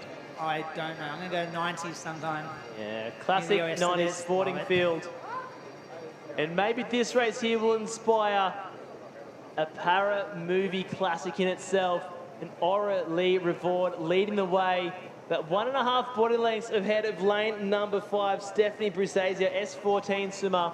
Mary Gibb right there as well, not letting the Paralympic champion get too far ahead at the 200-metre mark, turning in a 2:20.82. So a strong first 200 metres. Aurelie Rivard's been in a lot of hard work over her winter, over in Canada. Very cold. Not sure what else there would be to do in winter besides train hard. That's what Aurelie Rivard loves to do. You'll be impressed by Stephanie coming along here. So a young upcomer through the Australian ranks, showing a lot of class this weekend. And you can see that the speed's increasing, the stroke rate's coming up, the legs are coming in. It looks like she's hunting down Aurelie a little bit, so this should be a pretty good finish to the race. I'd love to see Stephanie Brucesi make the Paralympic champion shiver and quiver a little bit at the thought of losing a World Para Series gold medal. She's won gold in the past, but can she hold on from a late charge from Stephanie Brusaise? Looked like she might have just extended the gap here, or at least so seeing that that young comer coming up behind her, so put the extra gear on here and starting to pull away again. But we know Stephanie Brusaise, she took out the 200 individual medley, so she loves the tough stuff. And I'm sure she would love to put her head down now and try and mow down the Paralympic champion from Canada. But Aurélie Rivard, take notes, just looks like she's in control of this 400. Brusaise made a move, and Aurélie went, no, this is my gold medal. Hey, you got to give credit to the young start there. Like she had a go at it. That's what you want to see in these young kids. It's like, don't just be willing to sit back. Yeah, have a go at the champions, because someone's got to take them down at some point. So you may as well be that person. 100%. The next generation of para superstars being created here on night 3 of the World Para Series, Para Swimming World Swim Series here on the Gold Coast. As we see Aurélie Rivard striding and gliding and grooving and moving her way to throw down the first point score. The S10 Paralympic champion, Stephanie Brusaise, will throw down a different point score, being from different classifications. We come down to the touch, just shy of going sub 440, but still very solid point score there for Rivard. Yeah, and that'd be a neck split there. So she went out 220 and so come back in just under 220 there. So again, very classy, controlled of race speed there. But it looks like Agatha Pauly from the S9 class might have just tipped her on points. So wasn't in the running there, but definitely on points has come up. And that's the beauty of para swimming multi-class, because not always the first person to touch the wall who will necessarily get that all-important point score. The French swimmer Agatha Pauly on her points, unofficially at the moment, in that gold medal position. As we see Emily Pratt touching, and also Chloe Osborne, our S7 swimmer. Throwing that a big point score as well out of lane number 8. Yeah, I think she might have just snuck into the medals there. So great swim from Chloe in the outside lanes. Okay, here we go. The medals are official. It is Agatha Pauly taking out the gold, upsetting Aurélie Rivard, the Paralympic champion, and Chloe Osborne taking out that bronze medal for Australia. 400 swims continue here on night 3. It's time for event 28, the next wave, second swim for the 400-metre freestyle multi-class.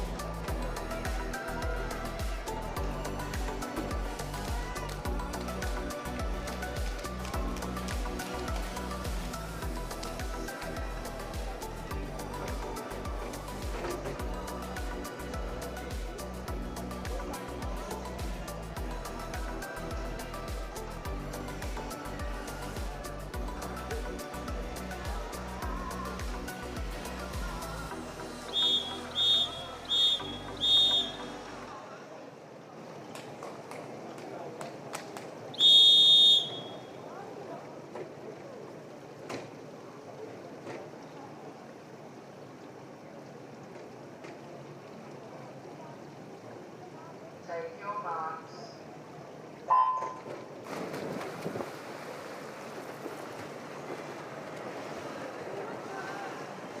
It's time for some more 400 freestyle swims here on night 3. It's our next wave, second swim. No lane number 2 from the looks of it. So going from 1 down to 9, we have Griffin, McAuliffe, Maloney, Gerard, Hayes, and Hancock in lane number 7. These are our swimmers for the next wave, second swim.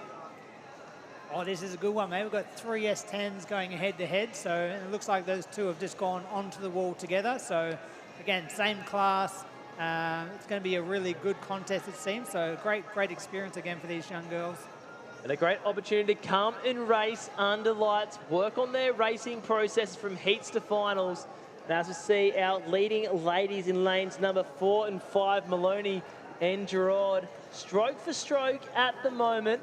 As we come down to the first 100 here, not much in it at all. Rick Pendleton, this is gearing up to be a great race. How good. Now, obviously, you have quite experienced at the 400 yourself. What was always your strategy in this race? My strategy, particularly in this second 100, I did like to start to push the pace. A lot of swimmers tend to back off and shy away from the pain in that second 100. Try and conserve some energy. But if you're trying to conserve energy in a 400 freestyle, you're not doing it right. So the second 100, you like to push the pace. And in that third 100, kind of treat it like the fourth and final 100, because you always find that little bit of energy come that last 100. You strike me as a cheeky racer. How did you play mind games a lot, or was it always just swim to your own race plan? Well, being an S12 swimmer with 6% vision, I was kind of more focusing on myself, looking at that black line. So I couldn't really see my competitors in the pool. I could definitely feel them. Some of my Eastern European competitors were a lot bigger than me, particularly in the 50s and the 100 freestyle, so I could definitely feel them in the pool. But in the 400s, we had one of the best swimmers, paraswimmers of all time. Ihar Boki, S13 superstar, was on the able-bodied Belarusian team for a time there, and then won multiple, probably almost over 10 Paralympic gold medals. One of the best of all time. It was one of my great privileges to race against him. You want to race against the best, and he did pit me in the post quite a number of times, the great Belarusian swimmer. I don't think there'd be too many S12, 13 people out there that can't make that claim either. Like you said, he won not just 1 or 2 medals across 1 championships. He was just very strong and very good across the strokes. It'd be very hard for someone to potentially dethrone him. I believe in Rio, it was 7 golds. He won every single race, the S13 classification, and not because it was a weak field, said one of those competitors, but he was just so good. Like his 200 IM was all time, the fastest at the competition, going sub 4 minutes for the 400, which was phenomenal. It was not just world-class with para swimming, but for able-bodied swimming as well, would put him in that top 100 for able bodies some of that time. In Belarus, like as you said, where he was from, like they would have been an incredibly strong swim even across the able bodies. That's it. He was one of the best swimmers in the country. There's some of the best para swimmers in the world here at the moment at the 200 metre mark. Look at the break here, bud. Look at this. Someone's pulling away. Who's that? Annabelle Maloney. Annabelle Maloney in lane number 4, pushing the pace for this final 100. So let's see if the grand piano hits Maloney or if McAuliffe can have a late charge in lane number 3, but also Gerard in lane number 5. Can she push through? All S10 swimmers. So coming into the final 50 here, Rick, what are you watching for? Is it too little, too late for Gerard? I think the gap's too big there, but again, she's got her own race to swim. So again, she can finish out strong and have a good back end 50. At least she can go back and make some changes and build on herself. So that's the main thing here, isn't it? That's why they are here. Our next wave, second swims. The project led by one of our fellow team members and Paralympic medalist, Michael Anderson. So with some of Australia's top Paralympians of all time at their helm, Brisbane 2032 is looking strong, particularly with you, head coach. Isn't it fun, isn't it? Looking back and just seeing where our old teammates have gone into. Like we're almost in every facet of the business moving forward. We've got coaches, we've got presenters, we've got someone coming up as a physio, we've got managers. So it's pretty impressive to see everyone coming back into the sport. It shows you the love of what we did and how important para swimming is to us all. And that's it, because it was such a big part of all of our lives, and we know how good the product para-swimming is, not just in Australia, but internationally. So it's great for me to be able to be the voice of this broadcast and of this stream online, because I love para-swimming. I know that it's just going to get bigger and better, and the Paralympic movement has come so far since 2008 and 2012, and for us to be at the helm of the Paralympic movement, it's honestly a privilege, and I'm definitely being very professional. I could get more passionate, that's for sure. And I love to see the next generation and this next wave at the helm of Michael Anderson and Rick Pendleton, para program head coach of the Griffith program. You made that move quite recently, Rick. How's it been, and how are some of your swimmers?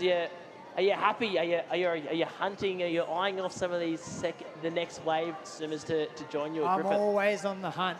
Like as you said, a very new program coming in at Griffith. Obviously, Swimming Australia and Griffith have been working hard to strike up a partnership, and that's looking to launch fairly soon officially.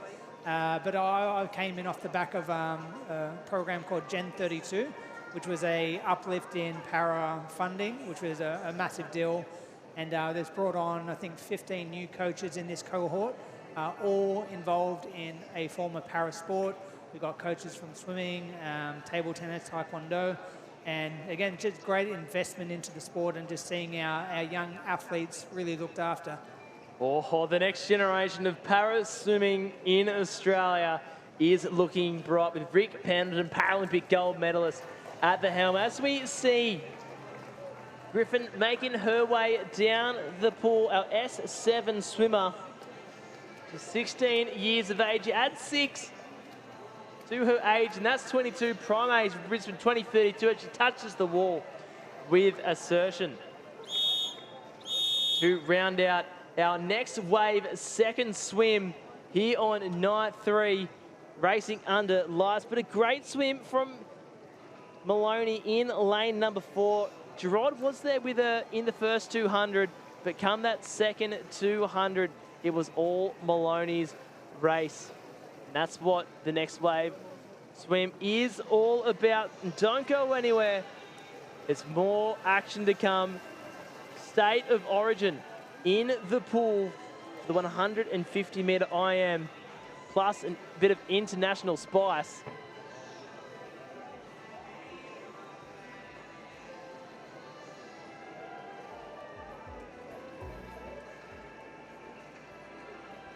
So don't go anywhere. More super swims to come here on Nine's Wide Border Sports.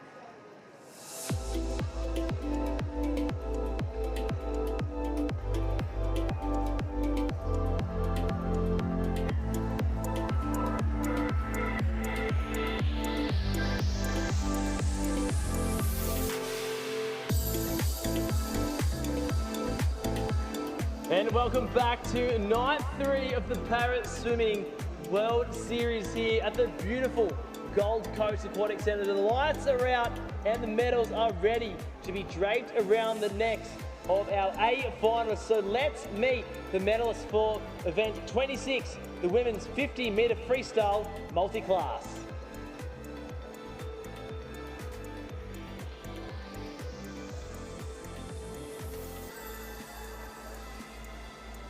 And the winner of the bronze medal, Victoria Belando Nicholson.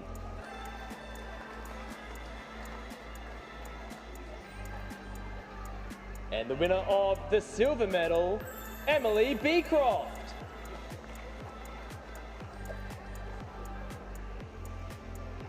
And the winner of the gold medal in a time of 28:06, Jasmine Greenwood.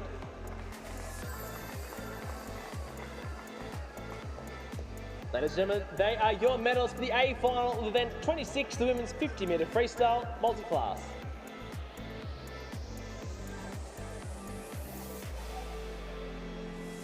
And let's meet the medalists for the youth final of the women's 50-metre freestyle multi-class.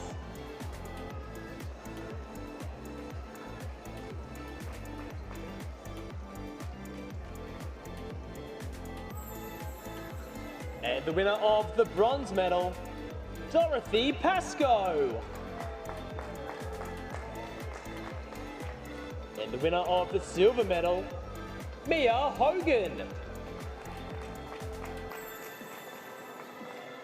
And the winner of the gold medal, Victoria Belando Nicholson. Ladies and gentlemen, they are your medals for the youth final, the women's 50-metre freestyle multi-class.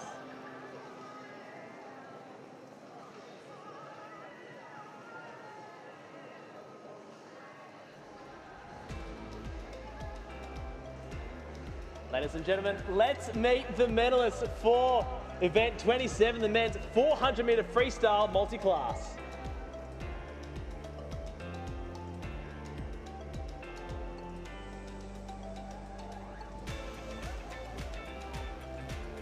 And the winner of the bronze medal, Uchu Tomita.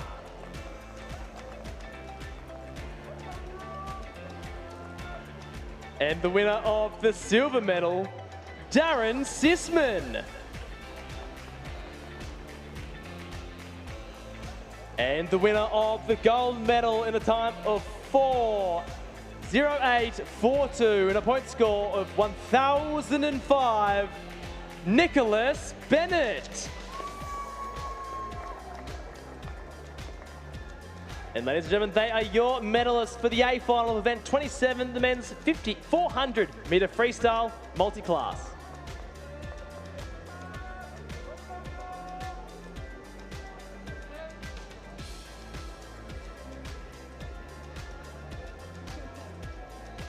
And ladies and gentlemen, let's meet the medalists for the youth final, event 27, the men's 400-metre freestyle multi-class.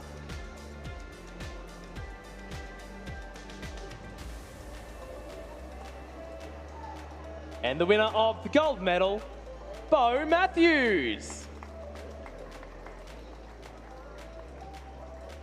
And ladies and gentlemen, that is your gold medalists for event 27, the youth final of the men's 400-metre freestyle multi-class.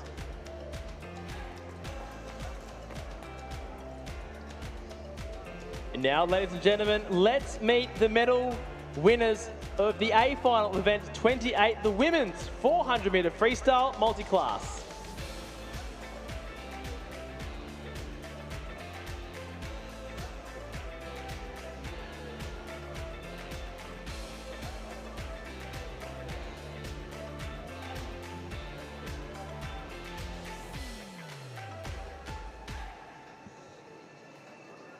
And ladies and gentlemen, let's meet the medalists of event 28, the women's 400-metre freestyle multi-class for our women.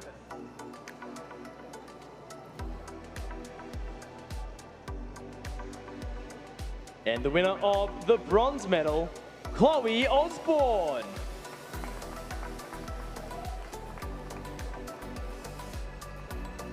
And the winner of the silver medal, Aurélie Rivard. And the winner of the gold medal, the point score of 912, Agatha Bolli. And ladies and gentlemen, they are your medalists for the A final of event 28, the women's 400-meter freestyle multi-class.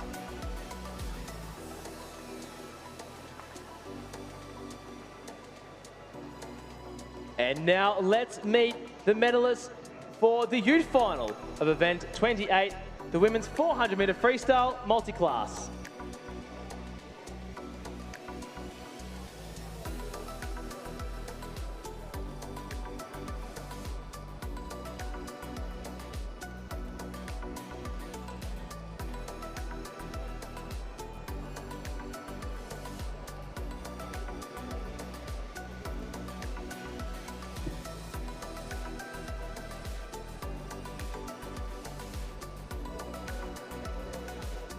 And the winner of the gold medal of our youth final, Emily Pratt.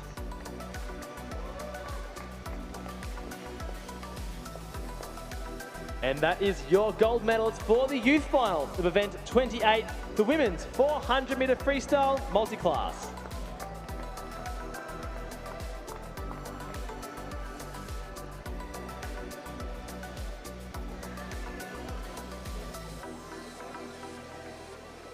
And now, ladies and gentlemen, let's meet your finalists in event 29, the men's 150-meter individual medley multi-class. In lane number 5, Grant Patterson.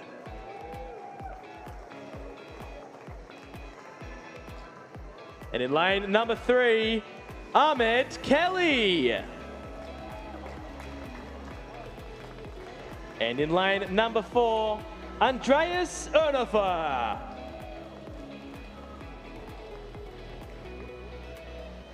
Ladies and gentlemen, they are your finals for events 29, the men's 150-meter individual medley multi-class.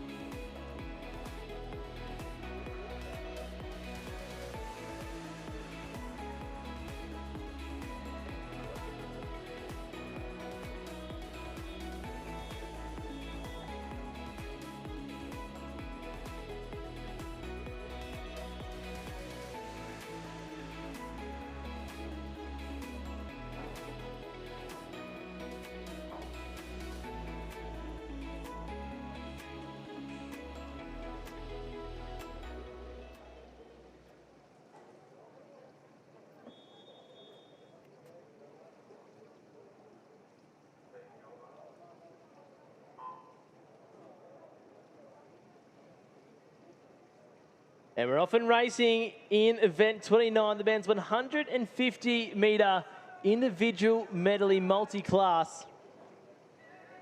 Andreas Ernofer separating our two Aussies in lane 5 and 3. Medals are on the line here for the Paris Swimming World Series here at the Gold Coast Aquatic Centre. But as always, when Ahmed Kelly and Grant Patterson hit the water, it's state of origin. It's the Mayor of Cairns, Grant Patterson, v. the Marvel of Melbourne, Ahmed Kelly. But at the moment, Rick Pendleton, gold medalist at the Paralympic Games. It's all Andreas Ernhofer, her SM4 swimmer. Yeah, well, we can obviously see him getting out ahead, but, you know, we're in for a cat fight with the two Australians here. Great friends, but also, you know, at the best of times, good rivals, which again just helps to fuel great internal success in our country. 100%. As we see, it is Grant Patterson at the moment out in front in lane number 5 of his SM3 counterpart, the SM4 swimmer, Andreas Ernhofer from Austria. He's in a league of his own at the moment out in front, obviously with that one higher classification. So he's racing himself, his own point score, his own clock. But then the two SM3 swimmers, Kelly and Patterson, racing each other. They've had some great battles over the years, and I think this race rig is gearing up for another one. Yeah, it's very good. We know we've obviously seen these guys go head-to-head for a number of years. They're some of the older fellas on the team.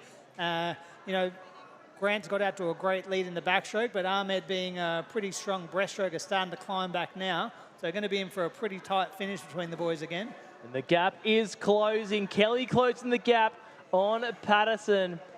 But Andreas Ernhofer with the Michael Klim-esque straight arm stroke, making his way down the closing 25 of this 150 IM. The SM4 swimmer at just 29 years of age from Austria. This morning he swam at 2:45.88, so we'll keep an eye on the clock. He's going to be close to that. He's looking like only 5 meters to go, so I think he's going to get under that time. And touching the wall, he does. Great process there, throwing down the first point score. Andreas Ernhofer from Austria, 818 points is the mark. Ahmed Kelly trying to move his way and close the gap on the Mayor of Cairns, Grant Scooter Patterson. But with 5 meters to swim, he's left his run too late. State pride on the line. As we see Grant Patterson touching the wall for Australia and for Cairns, and Ahmed Kelly touching the wall there. Not much separating the three of them on points there, Rick Pendleton. So maybe a little bit separate on times, but on the point score, very close. Yeah, and again, as you said, like different classes there, and you can see that across the forms of the two or the three fellas. Obviously, the higher class having a lot more functionality and you know, obviously great length of stroke as well. But yeah, very close race and no, very good. Yeah, 14 points separating, so not a whole lot. Not a whole lot indeed. But Grant Patterson, before finals, he told me he wanted to bring it home for Queensland, his home state. It is the Para Swimming World Series, but amongst these athletes, they got little hidden rivalries and markers they want to hit. And Grant Patterson, although they're great friends, he does like beating Ahmed Kelly. Yep, and I had those going through my stages of swimming as well. I can still remember all the guys that I raced against. I'm sure you had the same because you even trained against one of your great friends and great rivals. He was actually one of my groomsmen at my wedding, Jacob Templeton. Shout out to Jacob Templeton. Shout out to Jacob Templeton, currently over in Japan at the moment. But yep, he won. We were training partners for years. He was an S13, me being an S12, but I'd swim up and race against him. He did win the bronze medal at Commonwealth Games, pipping me at the post.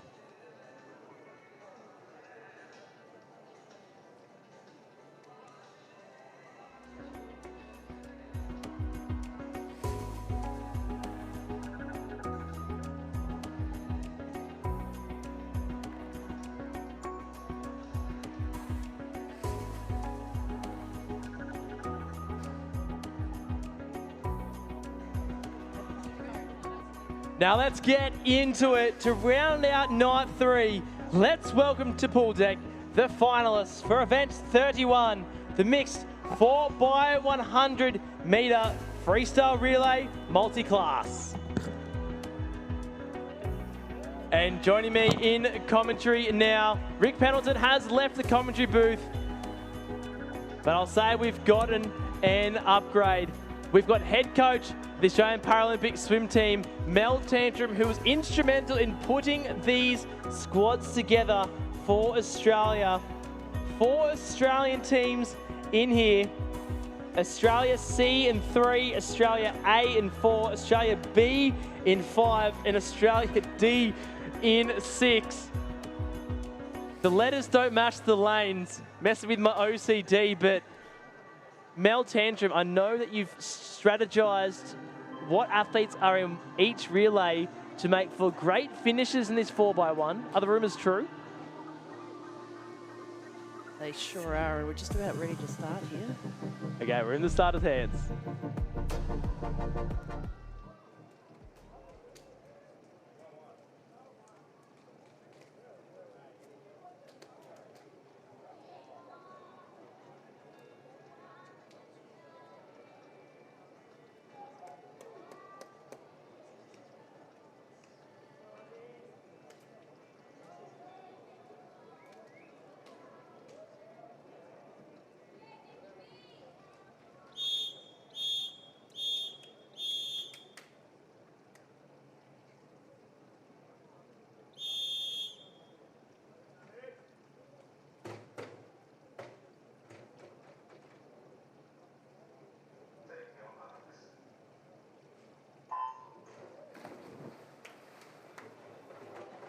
And here we go, we've hit the water for event 31, the mixed 4x100 metre freestyle relay for our S14 competitors. We've got Madeline McTurnan, Cale Thompson, Sammy Gould and Declan Budd in the water in lane number 6. Mel Tantrum. It looks like at the moment the boys are off first for Australia B and D, and our women are hitting the water, holding their own for Australia A and C. Absolutely. So we've got 4 teams here. We've selected these teams to be equal. So the lead will change a lot. So we've got 2 males, 2 females on each team. And the coaches have organised these relays to mix up the gender. So we don't know how they're going to race, but ideally they're all going to finish about the same time. Oh, gearing up for a great finish here to round out Night 3 of the Para Championships. As we see Crystal Jessen in the water, so too Ethan Blocky. Jake Mikkel as well in the water. He's going to have a great 100 freestyle here. And Madison Hines for Australia D. So if I'm not I know 2 boys in the water at the moment for A and B. And Mel, yeah, that's the strategy. So some coaches will put 2 boys up front, and other coaches will put a female, male, or they may choose to swim the 2 females first. So this is going to be a lead change event, but the teams are strategized so that they should touch the wall about the same time. So the fastest team is obviously going to touch the wall first, but it's going to be close. And this is a Paralympic event that Australia has been successful at the past 2 games. I believe a silver and a bronze medal of the last 2 games. Hopefully a gold in LA and hopefully gold again in Brisbane 2032 for our Australian team. As we see our 3rd swimmers in the water, the lead is changing. It is Australia B as it currently stands in lane number 5 with Ruby Storm at their helm. She's been a part of those races. Stephanie Brusazy in the water as well in lane number 6. And just a reminder here too, there's only 1 gold medal up for grabs. Just so the one? There's no silver, no bronze. There's only a gold medal up for grabs for this team. Outrageous. The winning team. But Ruby Storm doing so well to hold on out in lane number 5. A charge though from Stephanie Brusazy in lane number 6 trying to hold on. But it is lane number 5, Australia B in the leading spot at the moment. A big splash on the changeover for B. And that was Jade Lucy Will she be able to hold on for Australia B, or would D, A or C upset and win that gold medal? Mel Tantrum, here we go. This is what we were hoping for. So close racing, putting these athletes under pressure, giving 16 athletes the opportunity to experience relay racing. So with this turn on this 50, we should expect the athletes to come out off the wall pretty even. And then it's just who's got the greatest speed to finish this race off. This is exciting, and this is going to be a close finish. This is absolutely gangbuster, blockbuster racing here. Riley Sue may have taken the lead in lane number 3, but watch out. Here he comes, Bailey Stewart, making a move through, out in lane number 5, lane 4 there as well. Jade Lucy, watch out, we're coming down to the touch. Who's it gonna be? We come down, there's nothing in it at all, Mel Tantrum. You couldn't have scripted that any better. That's good. That's when plans come to fruition, that's what we want. That's exactly the racing we want. Putting these athletes under pressure, experiencing world-class racing at the World Para Series. And Australia A gets the gong. Back-ended by Jack Ireland, Paralympic superstar. Australia A steals the gold off Australia B. We thought they had it, but Jack Ireland said, no, no, no, no, no. I want a gold medal. And they did so. Australia A, what a finish, Mel. Great strategy. That was good. I'm pumped. Let's Wait keep for the doing next this. one. We've got another one to come. Oh, here we go. Well, let's keep this action going, and let's welcome to pool deck their final teams in event 32, the mixed 4x100 medley relay, 34 points.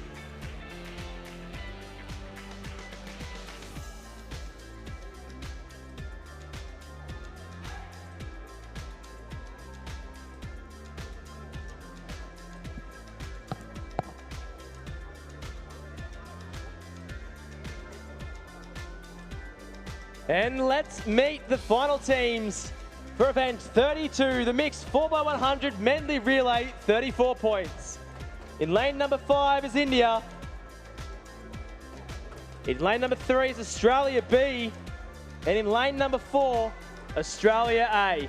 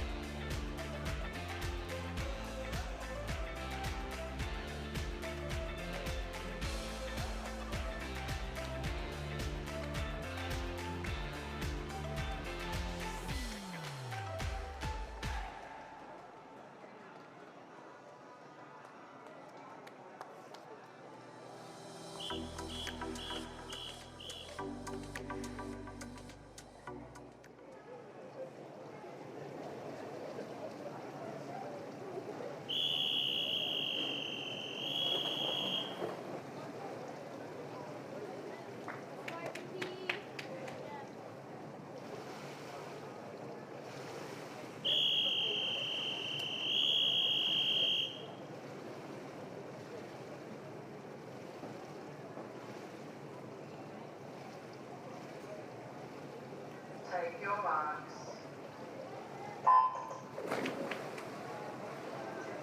And here we go, para swimming fans. This is our final event for the Australian leg, the World Para Series here on the Gold Coast.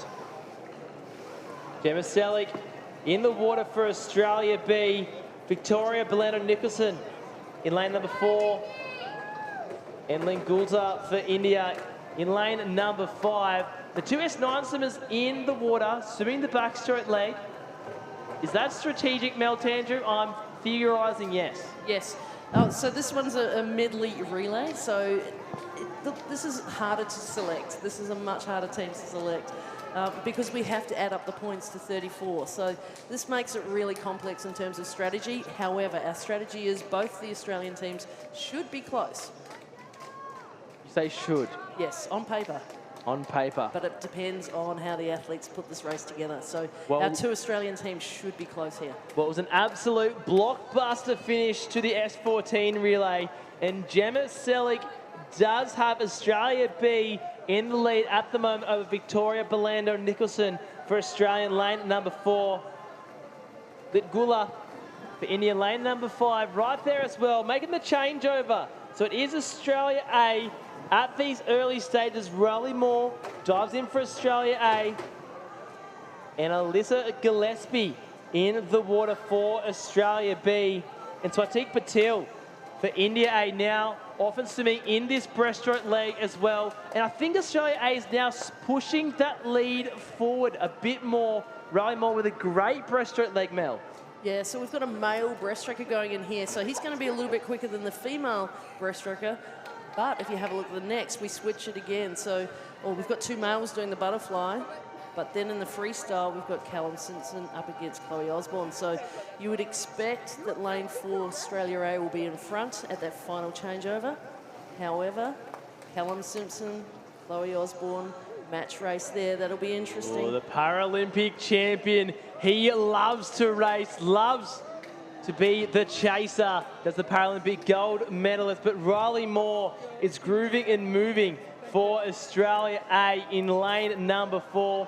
Getting them in front by quite a margin as we change over now to Lewis Bishop, a butterfly specialist in his own right. So he's really going to push Australia A in front. Now in the water, Hamish Cannon. He had a great 100 butterfly early in this championship, so he's in red hot form. And India A in the water as well. Satija is now off and racing for India A. But here we go, the stage is set, Mel. Lewis Bishop is in the water, he's racing fast, and he's trying to maximise that distance for Chloe Osborne. That's it, Because yes. the chase is coming. That's correct, yes. The diesel engine. Yes, and the Indian team over there in lane 5 also doing a great race. So this is going to be a great finish. It is going to be a great finish. Chloe Osborne's on the blocks, getting ready to try and hold on for Australia A in lane number 4. But she knows who is coming. And have a changeover from the pool. Chloe Osborne pushing off into that freestyle leg and trying to hold on. Passing the rest of the athletes now in that butterfly leg. Hamish Keenan passing now. And Satija there coming through for India. The lead's big for Australia A. But here we go, the diesel engine, Callum Simpson. He hits the water and becomes the chaser. Here we go. It's about a 45-ish metre lead, maybe 40 metres for Chloe Osborne. So can she hold on for Australia A? Callum Simpson is on his way for Australia B.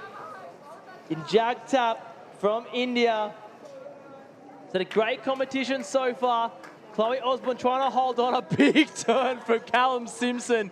He wants to chase it down. He wants that gold medal. Just the one medal for Australia. As Chloe Osborne makes her way down the pool. She knows he's coming, but with 5 metres to go, it's too little, too late for Australia B. Australia A takes gold.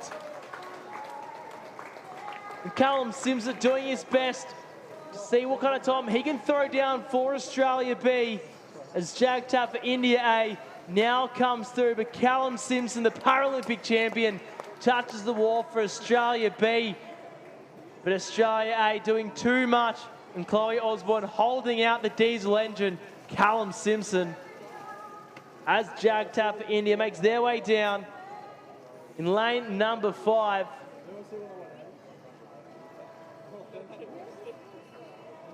But Australia A, great strategies there from the head coach and the coaching staff. The Australia Para Swim team. Mel Tantrum, congratulations. Great work. They were great races. if I do say so myself.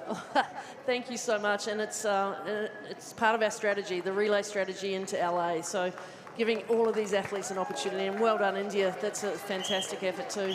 I think India might sneak in for a silver medal there. I would love to see that, and great racing from all of our competitors over 3 days and 3 nights of incredible racing, a number of 1,000-point scores, potential world records, gold medals, and para-swimming fans around the world. The next generation of Paralympians is looking bright right here at the beautiful Gold Coast Aquatic Centre. Thank you to Mel Tantrum, head coach of the Australian swim team, for being a part of the broadcast. My name is Braden Jason, dual Paralympian turned blind broadcast. It's been my absolute privilege and honour to call all the action here live and free on 9 Now. That's a wrap. Good luck. Stay strong, para swimming. We're in good hands.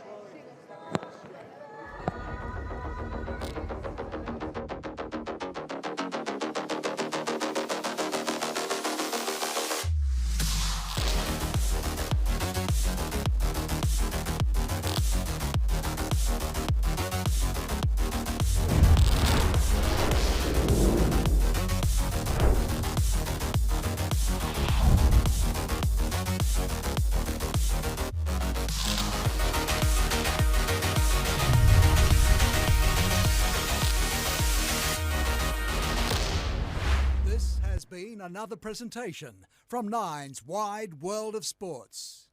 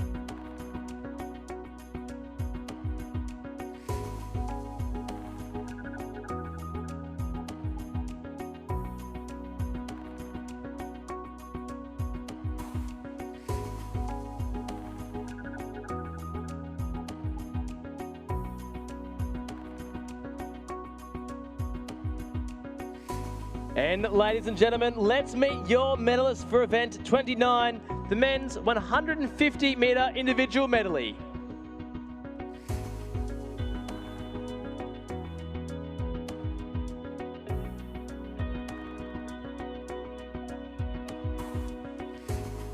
And the winner of the bronze medal, Ahmed Kelly. And the winner of the silver medal, Grant Patterson. And the winner of the gold medal, Andreas Ernefer.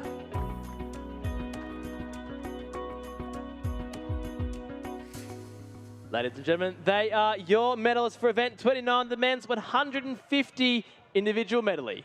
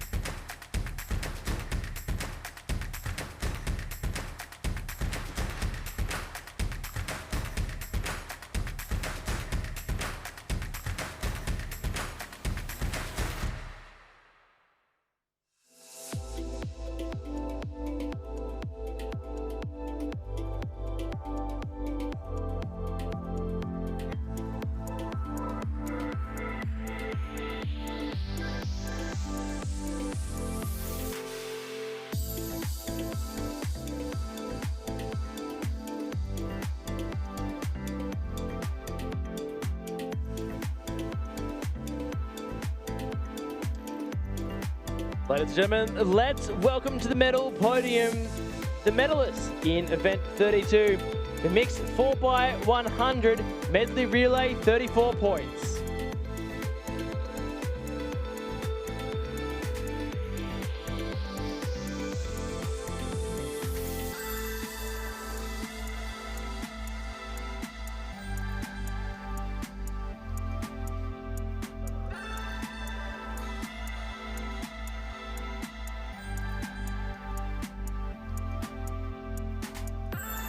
And the winners of the silver medal, India A.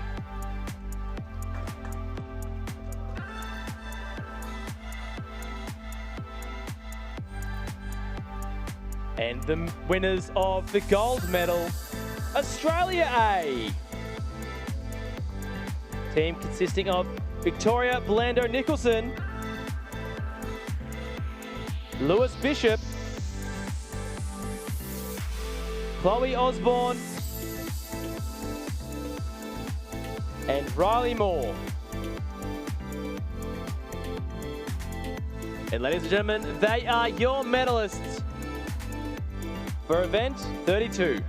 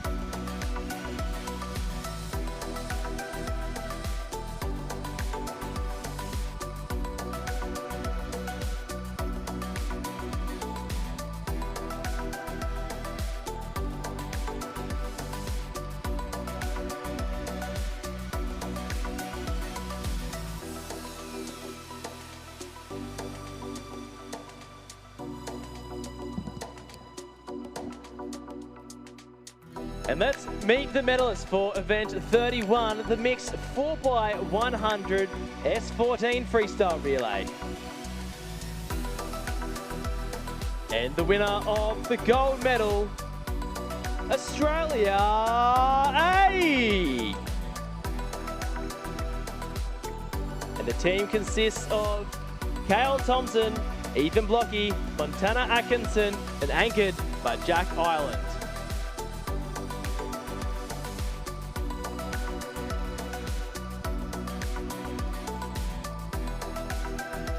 And there you go, medalists. Thank you, everyone.